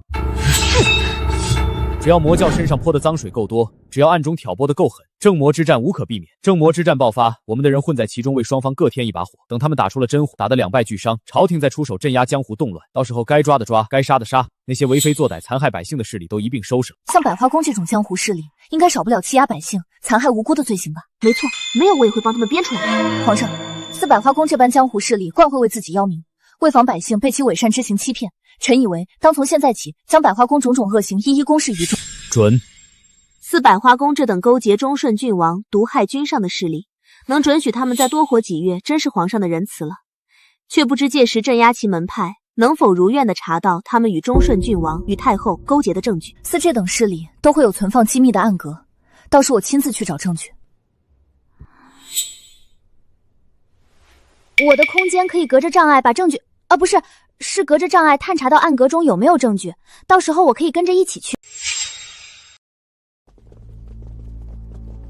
臣拜见皇上。免了。自己看吧。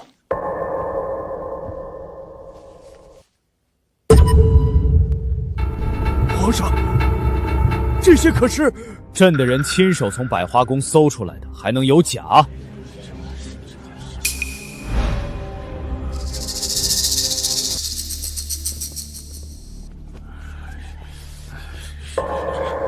皇上，诸位大人，这些是自甘露宫和皇上寝殿中查出来的余毒，若有质疑，可自己试一试这毒是否无解。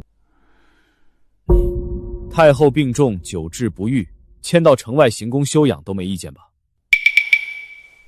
陛下仁德，陛下仁德。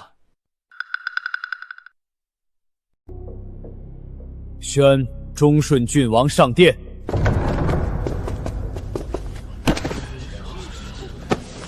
李靖，你可还有话说？皇上，臣冤枉。冤枉？你的意思是朕自己给自己下毒来诬陷你？丞相，皇上，忠顺郡王毒害君上，按律当诛9族。只是9族就算了，毕竟是朕的亲侄儿，就满门抄斩吧。其党羽上下主谋全部诛9族，余者皆斩。家眷族亲尽数流放，欲赦不赦。另外，太后久病不愈，即日起移居城外行宫养病，没有朕的旨意，任何人不得打扰。陛下，光处置他们，把你忘了是吧？又兼卫门大将军魏晓守会攻城不利，使江湖人士闯入皇宫，念其劳苦，朕予以改过，怎奈其不思己过，不念君恩，参与谋逆之事。今罢其右兼卫门太后亲侄儿之职，诛其9族。念在你是太后侄儿的份上，朕就不杀你了，送去静室净身后，安排去行宫伺候太后吧。皇上饶命！皇上饶命啊！还有谁有意见？退朝。此次如此顺利，你功不可没。说吧，想要什么奖励？为皇上分忧是臣妾分内之事。江湖之中，或者魔教弟子，可有谁知道你的名字？江湖正派都叫我魔教妖女，魔教弟子称我为圣女。知道我名字的只有照顾元神长大的老嬷嬷以及教主左右二使。老嬷嬷几年前便已离世，如今魔教教主和左右二使皆已不在人世。江湖之中或有人知道我姓江，但已无人知我名。你指？奴才遵旨。民女江西宁捉拿魔教圣女，镇压江湖动乱有功，朕心甚悦，封贵妃。臣妾谢皇上封芳。起来吧，你应得的。就封个妃，这么高兴，我能出击了。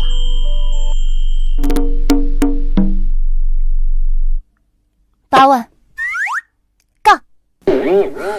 又杠！你今晚手气也太好了吧！运气，运气。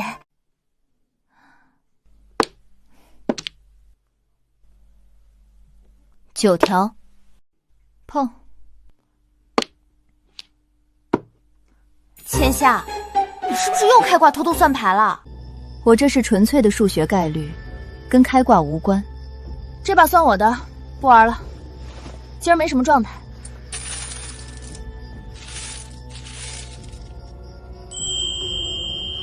怎么了？先是一个3品镇灾使，如今都升2品了。后是一位贤妃，4妃之位冠绝后宫。这2位也就罢了，毕竟比咱们来了早。可如今连跟咱们一起进宫的都封了贵妃了，咱们几个呢？连皇上的面都没见到呢。不能再等下去了，再等他们都攻略完了，咱们还连汤都没喝上呢。可是不等咱们又能怎么办？总不能直接冲过去说皇上，我是穿越者，我有金手指吧？为什么不能？现在的那3位，哪个不是自曝身份才上位的？咱们继续藏着掖着，皇上凭什么注意到我们？可也不能只看见这3位的风光，就忽略掉这大半年死在皇上手底里的那些亡魂啊！咱们和他们不一样。哪里不一样？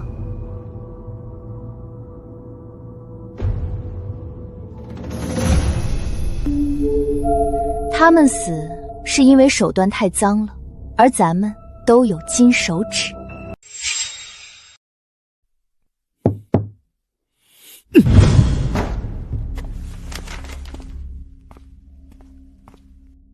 大清早的，谁惹皇上生这么大气？自己捡起来看看。这位刘御史参阿锦，贪赃枉法。整理一下这位刘爱卿的罪证，朕不希望他能看到明天的太阳。诺。今天怎么这么早？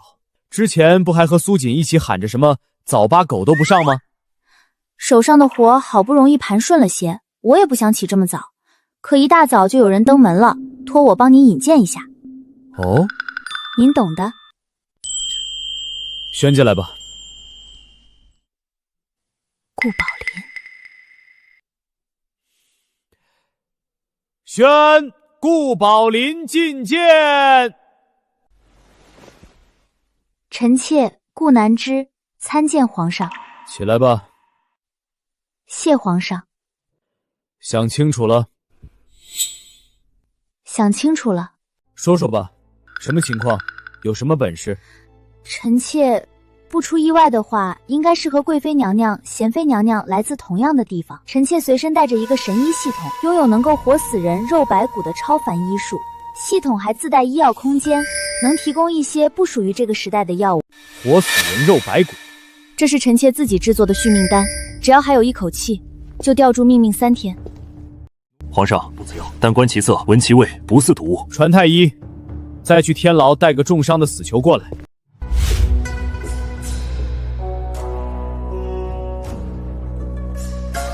皇上，此人刚被伤及脏腑，最多再撑半个时辰。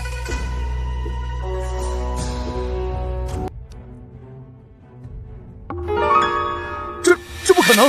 他的伤势明明……续命丹只能吊命3天，不能治愈。3天后若无救治，依然会活死人肉白骨。臣妾确有起死回生、白骨生肉之法，但有次数限制。且要朕的好感。是。现在可以试一次。可以。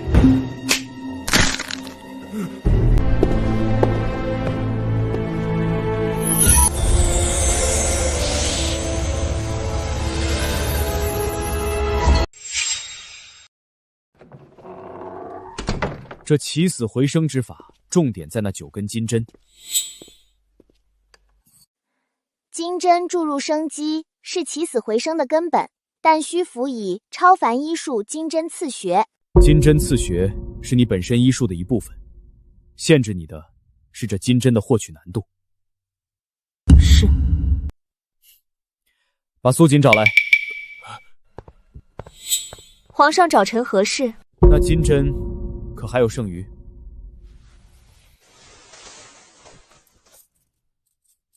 新手礼包开出了9根，皇上的好感提升10点后，又给了9根。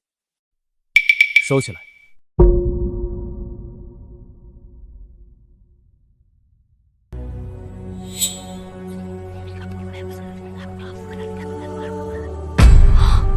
真能起死回生啊！这比阿宁的修仙手段都离谱了吧？你那什么东西都能刷新的空间不离谱，玩玩手中那些只要怀了孕连仙家法器都上不了的生子丹不离谱。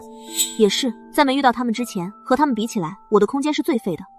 在遇到他们后，我这无论他们拿出什么东西都能批量刷新的空间，好像才是最离谱的。批量刷新？你还不知道，阿锦是带着他家200多瓶的大平素一起穿越的。穿越之后，空间发生了变异，任何东西放进去超过24小时就能被空间记录。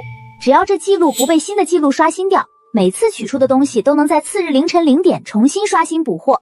什么东西都可以，我的生子丹、美颜丹、回春丹之类的都可以。阿宁那个修仙系统奖励的灵石、法器和符算也都可以。你这起死回生的金针能不能刷新，得试过才知道。难怪你方才说那续命丹是你自己制作的？是臣妾根据系统给的方子自己炼制的。所以你的超凡医术是真的掌握了知识理论，而非利用系统的能力去治病救人。是，系统给的是医术，不是技能。把你目前有资格购买的丹药，每样买3份出来。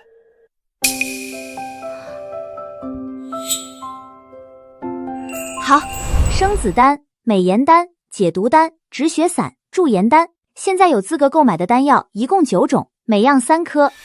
这些丹药，你试试看能否研究出配方，不需要完全一致，哪怕效果弱也行。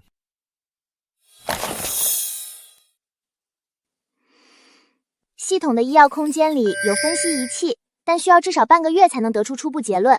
你2人做好后勤工作，尽量为他提供研究所需。是皇上。先坐好吧。拟旨顾宝灵晋为昭仪，赐居承香殿。谢皇上。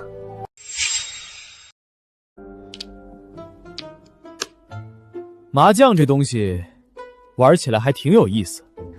是挺有意思。哼，胡了，清一色豪华7对捉5魁。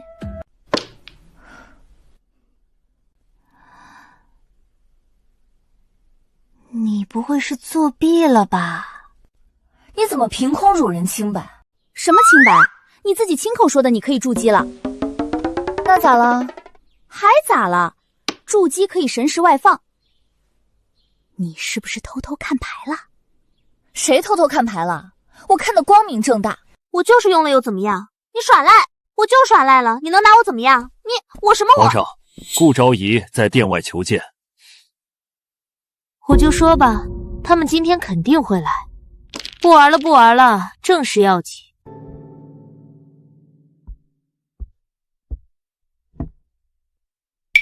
都带进来吧。诺。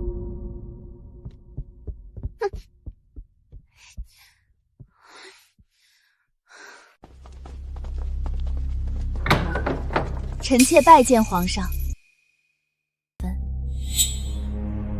起来吧。不给朕介绍一下？皇上，这3位是臣妾在宫中认识的姐妹，和臣妾都是一个地方来的。和臣妾一样，她们也都有各自的金手指，不如让她们自己来给皇上介绍一下。从左到右，一个个来吧。臣妾沈之意是去女选秀进宫的玉女，随身带有一处灵泉空间，空间里有灵田百亩，灵泉1口，还有山脉雨林、湖泊沙漠和一小片海洋。虽都面积不大，但种出来的作物养殖的动物都比寻常的动植物长势更好，产量更高，品质更优，且空间内的时间比外界流速更快，大概是1:10的比例。灵泉空间灵气浓度怎么样？这我也不知道该如何判断。能进人不？可以。能让我进去看看不？这可以。怎么进去？需要我失去抵抗能力不？不用，只要碰一下就可以了。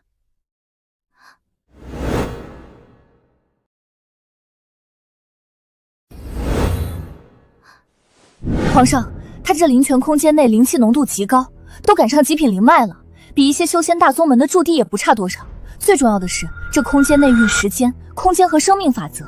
之前您不是还嫌生子丹的高产无法遗传吗？有了灵泉空间的生命法则，这些问题都能够解决了。灵泉空间能保留生子丹带来的高产，让它稳定遗传。保留生子丹的完整效果自然是不可能的，但确实能保留一些良性的高产优势，稳定遗传。而且，灵田空间中灵气浓郁，其中生长的动植物还有几率进化为灵植、灵兽。不错，拟旨玉女沈之意进宝有功，升昭容，赐居琼华殿。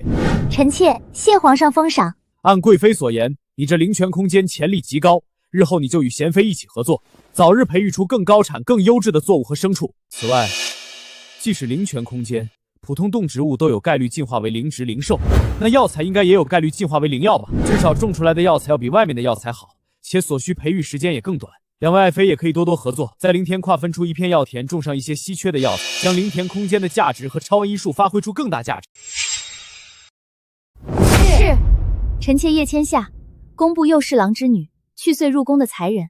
臣妾穿越后，脑子里多了一棵科技树，可以根据自己的研究方向与研究进度，点亮科技树上的枝叶，获得各种符合自身研究欲望的科技。科技，就是婉婉他们说的那种能让黑夜亮如白昼的电灯，无需人力便能日行千里的汽车，能让人飞上天空的飞机，乃至一瞬间能将朕的京城夷为平地的炮弹。这个科技树本质是个适应于臣妾自身所学之和研究期望的技能树，能够点亮什么技能取决于臣妾的研究方向和研究期望。从造纸、印刷到火药、蒸汽机，乃至更高级的科学技术，就能点亮相应技能，得到期望中的收获。而若能够接触到修仙侧的技术，也能得到将科学与修仙结合起来的研究成果。不错，你们那个时代那些日日雄千里的汽车，能载人飞上天空的飞机，能载着城市在海上移动的航母，朕全都要。贵妃所说的能千里之外取人首级的飞剑，能顷刻间将万人大军转移到千里之外的传送阵法，朕也要。爱妃这个科技树刚好满足了朕的全部需要。是。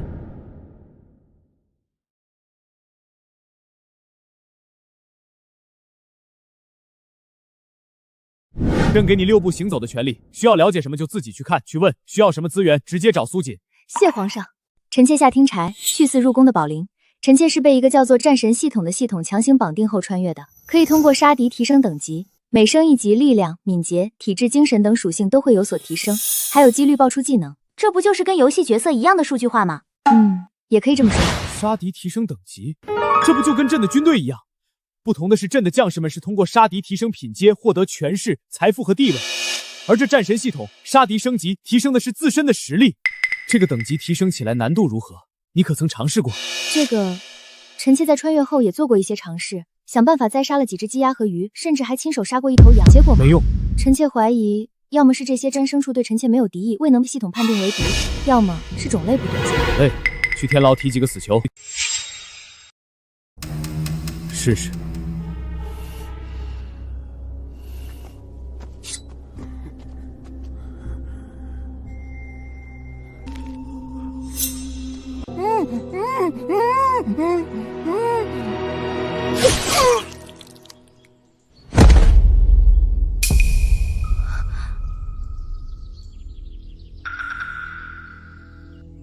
如何？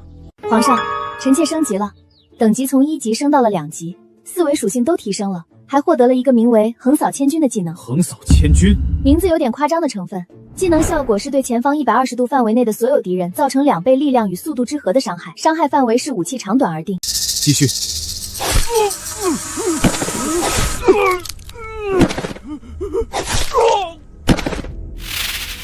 等级升到3级后，系统提示皇上对臣妾的好感不足，无法继续升级。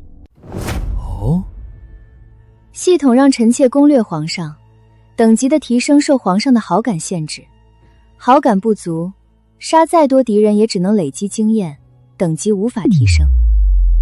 再试试。狗东西果然能主动控制好感。皇上，臣妾的等级提升到了5级，又得到了一个新技能，力量强化。力量强化是一个被动技能，力量属性获得 1.5 倍的永久增幅。去帮他试试水准。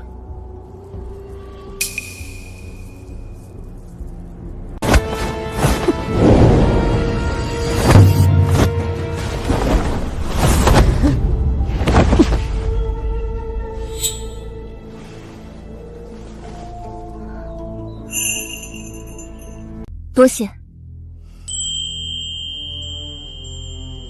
如何？介于炼气1重到2阶之间，但没有灵力。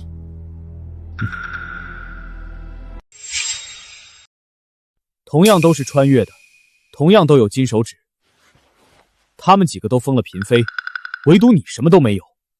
你心中可有疑惑？皇上不给臣妾封赏，一定有皇上的理由。臣妾来到这里，也不是为了皇上的封赏。既然能为朕所用，怎能少得了你的封赏？只是，相比起这后宫中的嫔妃，朕帮你准备了一个更合适的位置。你自己应该也清楚，你这战神系统困在后宫，纯属浪费天赋。既然是杀敌才能升级的战神系统，自然是要让你有敌可杀的。而若论杀敌，又有哪里比边关的敌人数量更多呢？皇上，您要让臣妾去边关，可是有何顾虑？但说无妨。臣妾并无顾虑，只是臣妾毕竟是您宫中的宝林，若去了边关，朝中那些大人们会不会有意见？有意见？朕倒要问问他们是对朕的决定有意见，还是对自己的九族有意见。至于边军将领，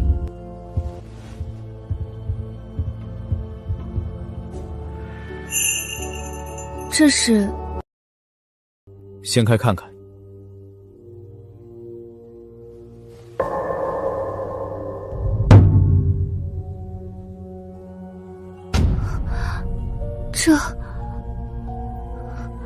这枚金牌你随身携带，待朕于边关行走，见金牌如朕亲临。此乃天子剑，是你们后世许多人都很喜欢的太宗皇帝的佩剑，今赐你傍身，可上斩王公，下斩谗臣。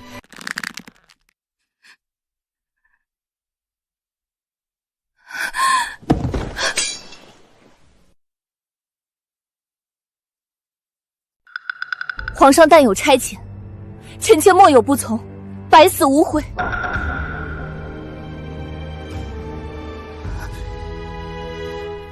什么死不死的，朕要你们都好好活着。大将军赵恒拥兵30万，养寇自重，连年克扣军饷，拿朕的钱为他自己收买军心。朕要你去边关查清他私藏的军饷所在，将赵恒拿下，押解进京。此行朕会给你一对暗卫，可于万军从中保你安全无虞。金牌与天子剑，不过是方便你届时能便宜行事。臣妾定不负皇上所托。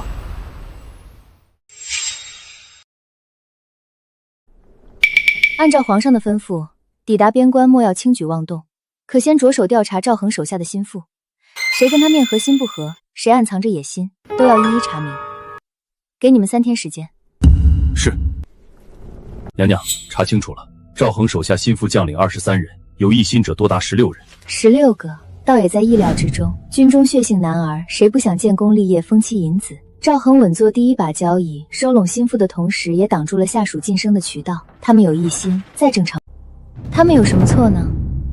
不过是太想进步了罢了。娘娘打算怎么做？安排一下，我要见一见这位周震周副将。是。又一年寒冬将至，本将军敬大家一杯。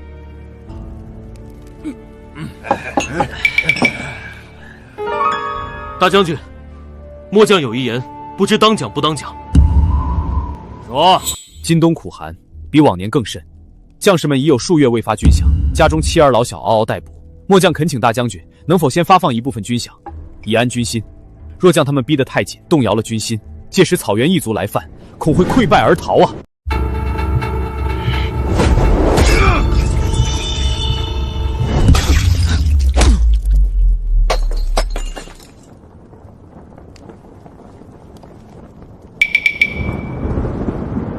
蠢货！轮得到你教本将军做事？研发军饷就会动摇军心，那要你们何用？军心不稳，你们不会好生安抚，他们的父母兄弟妻儿都在身后，哪有那么容易溃团？滚出去！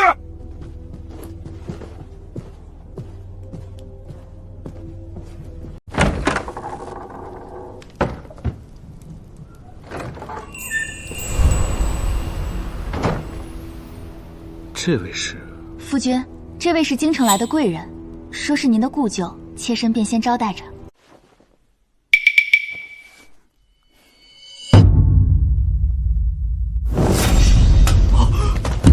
皇上万岁！周将军，起来说话。赵恒克扣军饷，养寇自重，皇上派我前来彻查。周将军，你可愿为皇上分忧？末将愿为皇上效死。很好，赵恒贪墨的军饷藏在哪里？他有哪些不臣之举？你知道多少？都说出来。赵恒及其亲属名下有几处隐藏宅院，末将怀疑那里藏有军饷。另外，3月前赵恒曾将一个年轻女子接入府中，那女子来历不明，却极受赵恒信任，或许是个突破口。你派心腹协助本宫的暗卫去查，记住，此事不可声张。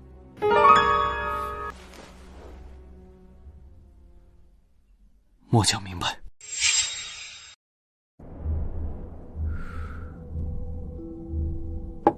将军还在犹豫什么？从近日京中传来的消息，我总觉得咱们这位皇帝陛下有些不简单。不简单？有哪里不简单？不就是个暴……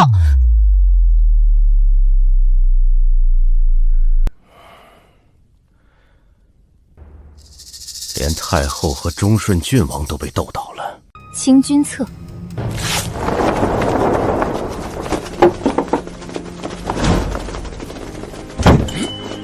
来人！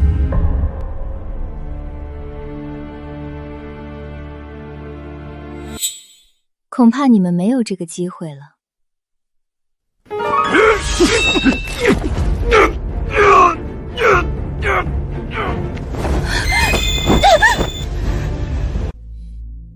押回去，交给皇上发落。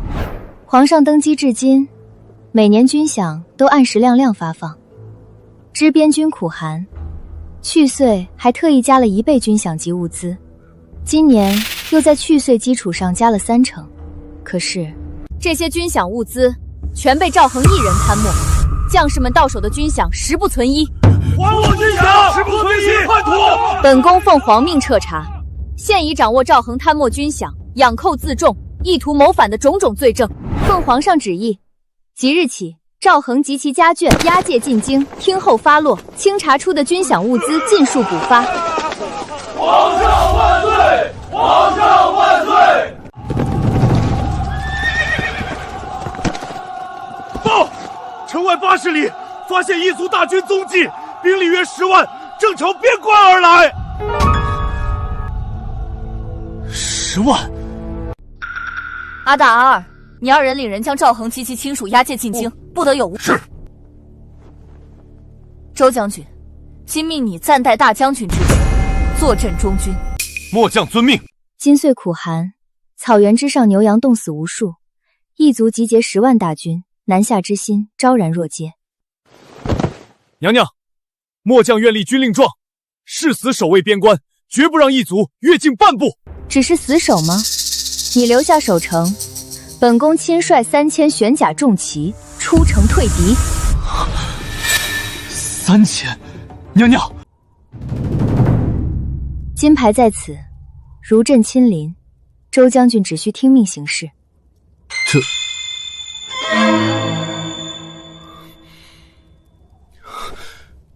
末将领命。皇上，这是第一片量产的火枪，有效射程150步，远超弓箭。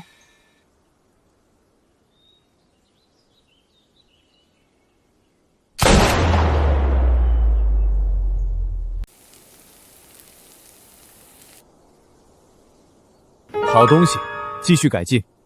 朕只要最好的。是。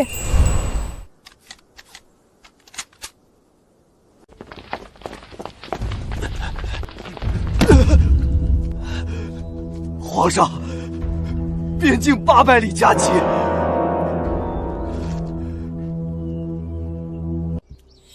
送去好生休养，让太医给他看看。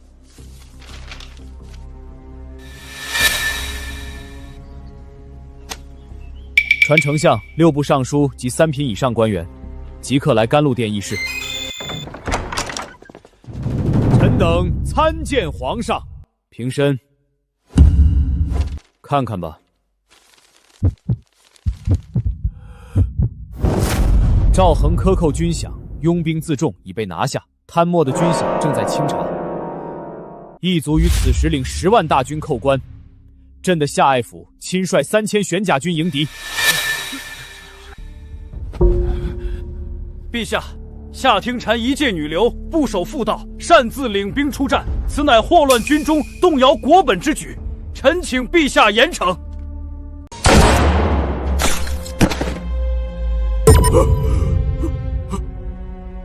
周御史御前失仪，罢官免职，拖下去。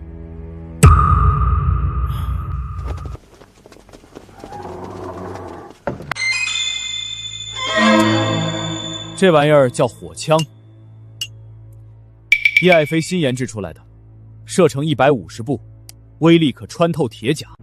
边关的事，你们做好准备，粮草辎重，户部筹备，兵部调兵，随时待命。异族不老实，朕就教教他们老实。遵旨。赵恒贪墨一案，竟还牵扯出这么多朕的忠臣良将呢。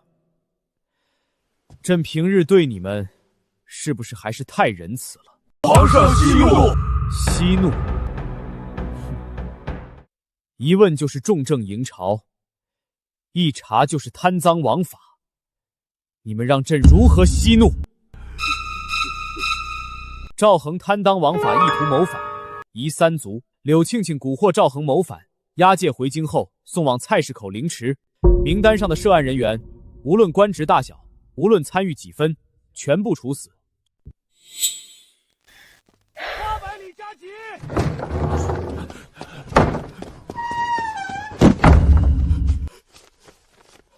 皇上，边关800里加急！朕要离灭草原异族，现在能抽调多少兵力？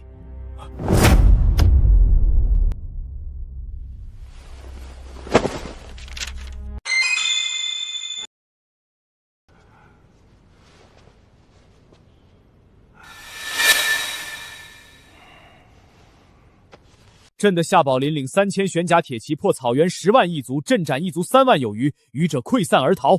如此猛良机，若还不能抓住机会将草原异族灭掉，诸位爱卿留待国朝积弱之时，好让草原异族趁虚而入，灭我华夏，入主中原吗？整备粮草，召集5000轻骑，于边关与夏宝林会合，由夏宝林领兵进军草原。皇上圣明。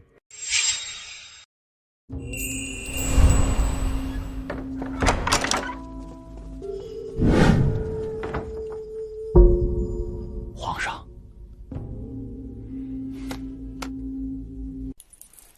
臣妾参见皇上。你们几个怎么一起来了？皇上，离灭草原异族之事，臣与几位娘娘也愿尽绵薄之力。哦，皇上，这盒中是由贵妃娘娘提供配方，叶修仪帮助进行因地制的改良，贤妃娘娘和沈昭容共同培育灵药。顾昭仪出手炼制后，经臣妾的空间批量复制而来的5000颗淬体丹。淬体丹？皇上，淬体丹是修仙界一种基础丹药，服用后可洗清伐髓，使修士获得堪比炼气一重现成断体修士的体魄。好东西啊！东西虽好，却是修仙者才能用的灵丹，所以拿到配方后，叶修锦进行了一番因地制宜的改良。虽药效稍有削减，但改良后的丹药普通人也可使用。些许消融，可以接受。你们几个有心了，通通有赏。皇上先别急着赏。哦，还有什么惊喜在等着朕？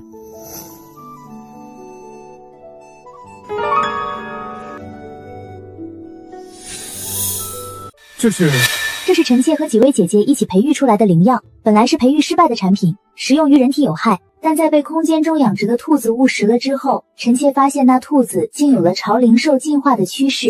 后经贵妃娘娘检查，确定了此灵药于人体有害，但却能够促进凡兽开智，向灵兽进化。目前尚不到1万株，但供养5000匹战马定是足够的。很好，有此灵丹灵药之助，于朕的夏爱妃平定草原一族简直如虎添翼。皇上，还有呢？还有？嘿嘿，这次就不像淬体丹和那灵药般能直接增强我军战力了。这是臣从贵妃娘娘手中讨来后，利用空间批量刷新的储物袋，袋中还有顾昭玉用沈昭容灵泉空间中种出的灵米炼制的辟谷丹。普通人服下1颗辟谷丹可3月不食。传丞相与6部尚书。侍郎，诺。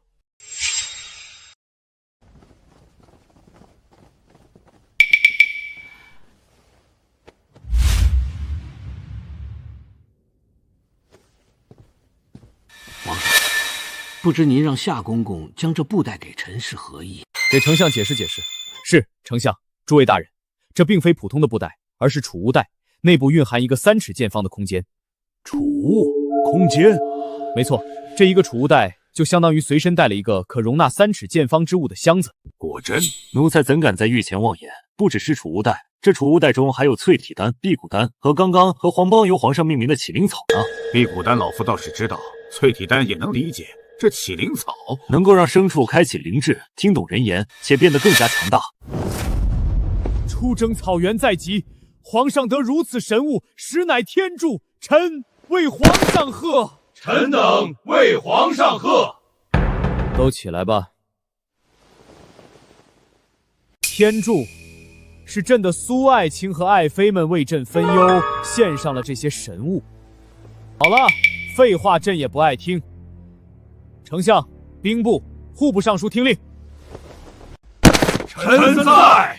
命你3人亲自主导，务必将储物袋、淬体丹与辟谷丹发到每一位即将远征草原的将士手中，将每一株启灵草位于即将远征草原的战马之口，但凡有一点差池，相关人员从上到下全部诛9族。诺。夏爱妃领5000轻骑入草原，一路犁庭扫穴，攻城拔寨，灭草原诸部，俘虏草原诸王族，封狼居修，乐石济公，不日将凯旋。恭贺陛下，为大唐开疆拓土。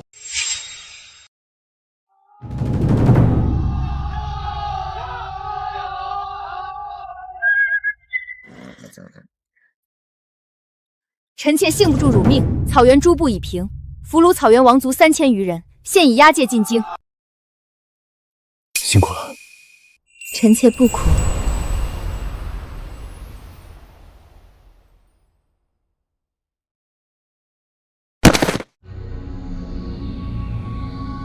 朕绍兴郡命诏曰：宝林夏廷禅奉旨巡查边关，擒逆臣赵恒，获草原10万之众，平定草原诸部，为大唐开疆拓土3000里，功在社稷，利在千秋。特进贵妃位，封武安侯，授镇国大将军，钦此。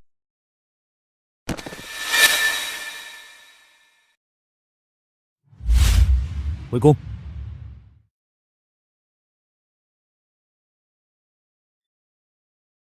皇上万岁！娘娘千岁！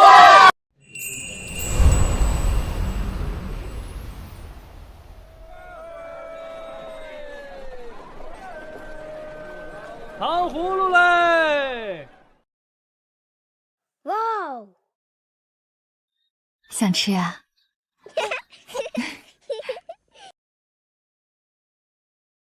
阿娘倒是可以给你买，但买了这糖葫芦，可就没法买你想要的饴糖了哦。阿娘，我想吃这个。好，好，阿娘给你买。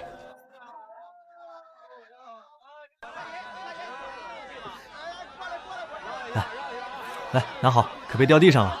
谢谢阿兄。阿娘吃甜。阿娘吃甜。阿娘不吃，小鱼儿吃吧。阿娘吃。好，好，好，阿妈吃。你呀，是赶上了好时候。阿娘像你这般大的时候，哪吃得起什么糖葫芦？阿娘小时候也没有糖葫芦。现在的好日子啊，都是咱们英明神武的皇帝陛下和诸位娘娘、大人们带来的。小鱼儿能吃到甜甜的糖葫芦，也要感念咱们的皇帝陛下。感念皇帝陛下，皇上万年。没错，皇上万年，不，万万年。哎呦，皇上万年，不，万万年。朕的百姓能够安居乐业，功劳有朕的一半，也有你们的一半。现在算什么安居乐业？粮食产量都没上来，人口也提不起来呢。2个月了，小常儿应该也该回来了吧？朕早上刚收到的折子，差不多后天就能到京城了。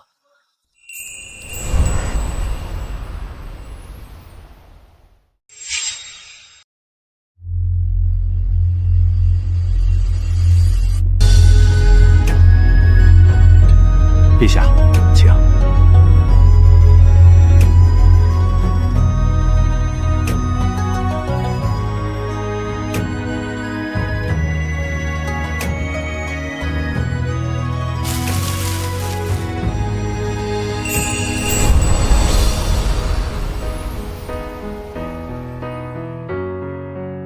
皇上，现已集中人力对其中3亩试验田完成收割与脱壳，产量分别为22吨、22吨4并、21吨7吨。考虑到水稻晒干脱水后可逾80%左右，可知3亩试验田产量均在17吨以上。对照组呢？普通稻田平均亩产1两5段。恭贺皇上喜得祥瑞。什么祥瑞？朕这里可不兴这些。明明是朕的爱妃和爱卿们日日夜夜在田间地头、工坊实验室里为百姓造福，该是谁的功劳就是谁的功劳，岂是一句祥瑞能抹杀的？皇上圣明，皇上万岁！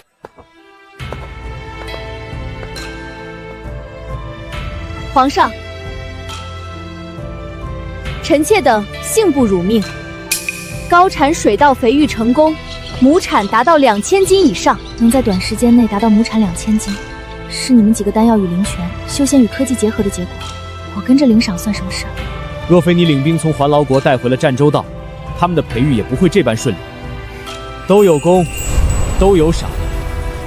皇上，这周围能打的仗都打完了，臣妾可以为自己求一样封赏吗？哦，说说看。臣妾听闻，在东海之外有一个……皇上，臣听闻海外有一仙岛，名瀛洲。苏大人慎言。丞相就不能等人把话说完吗？听闻海外有一仙岛，名为灵州，乃1000年前秦始皇派遣徐福领3000童男童女求仙问药之所。然那徐福欺君罔上，灵州无仙，更无长生之药。领3000童母女抵达灵州之后，徐福畏罪不敢归，遂与3000童母女留在岛上，一直繁衍至今。皇上，那岛上都是一群犯下欺君之罪、当诛九族之人的后人，本就是一群不该存在之人。皇上，臣妾想要的赏赐也是这个。瀛州自古以来便是我大唐不可分割的一部分，如今却被一群罪人之后占据。对那些罪人之后，当亡其族，灭其种，绝其苗裔。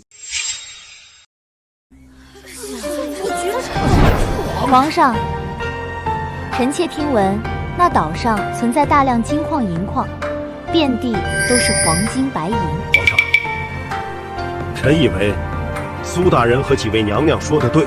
那瀛州自古以来便是我大唐不可分割的一部分，且百世之仇有苦报。那岛上既为一群犯下欺君之罪的随人之后，自当是一群不该存在之人。皇上，臣以为丞相说的对。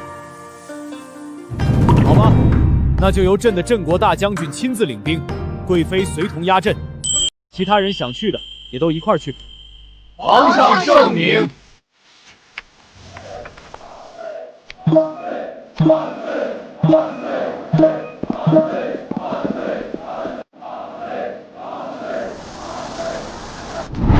臣先自瀛州一路向东游历，途经大洋彼岸某片大陆时，遇到一群原住民。那些人的语言有着与大唐相似的发音，文字也疑似与大唐文字同源。臣妾与其交流，总能听到他们祈愿着阴帝什么安什么。臣妾怀疑那些人是昔年殷商时期受极寒天气影响，踏冰跨越海面，流落至大洋彼岸的华夏同族，请皇上派兵迎回失落在外的族人。皇上。另外，臣妾在那片大陆游历时，见那里有万里沃土，极适合农耕。皇上，臣以为贵妃娘娘所言极是，既是殷商时期流落至大洋彼岸之同族，同为华夏族人，我大唐自当派兵迎族人回归。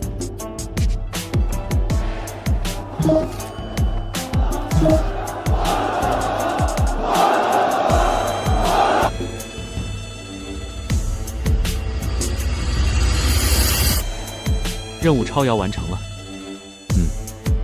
接下来准备怎么做？本想着能够超额完成的话，第一个愿望就用来送他们回去的。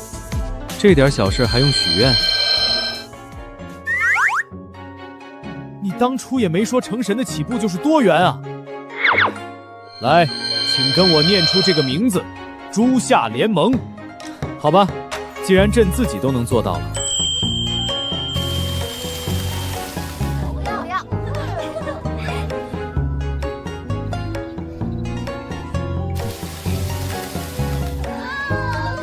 今儿是什么日子？我这小小的贤妃也吃到皇上亲手烤的串了。好日子。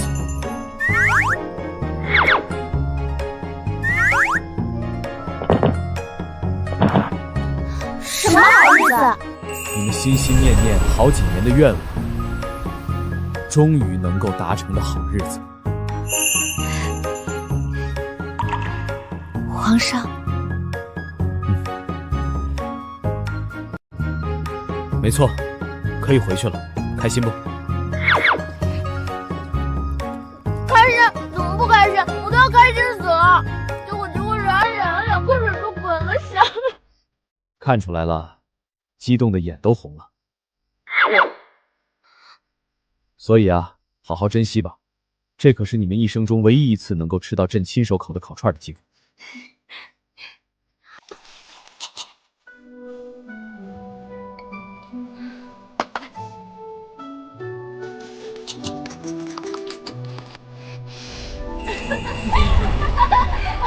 一点都不好吃啊！那我帮你吃了吧。这可是用婉婉亲手养出来的猪烤的啊！说到养猪，我就想起了婉婉刚来的时候，那也是在这座湖边。当时啊，不许说！什么呀？快说！快说！你怎么了？当时啊。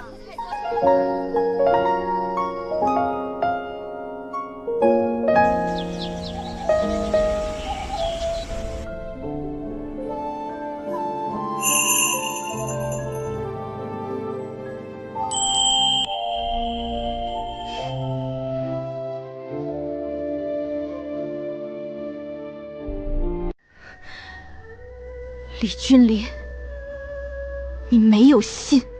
林婉婉，你放肆！不容本宫也放肆也多少回了。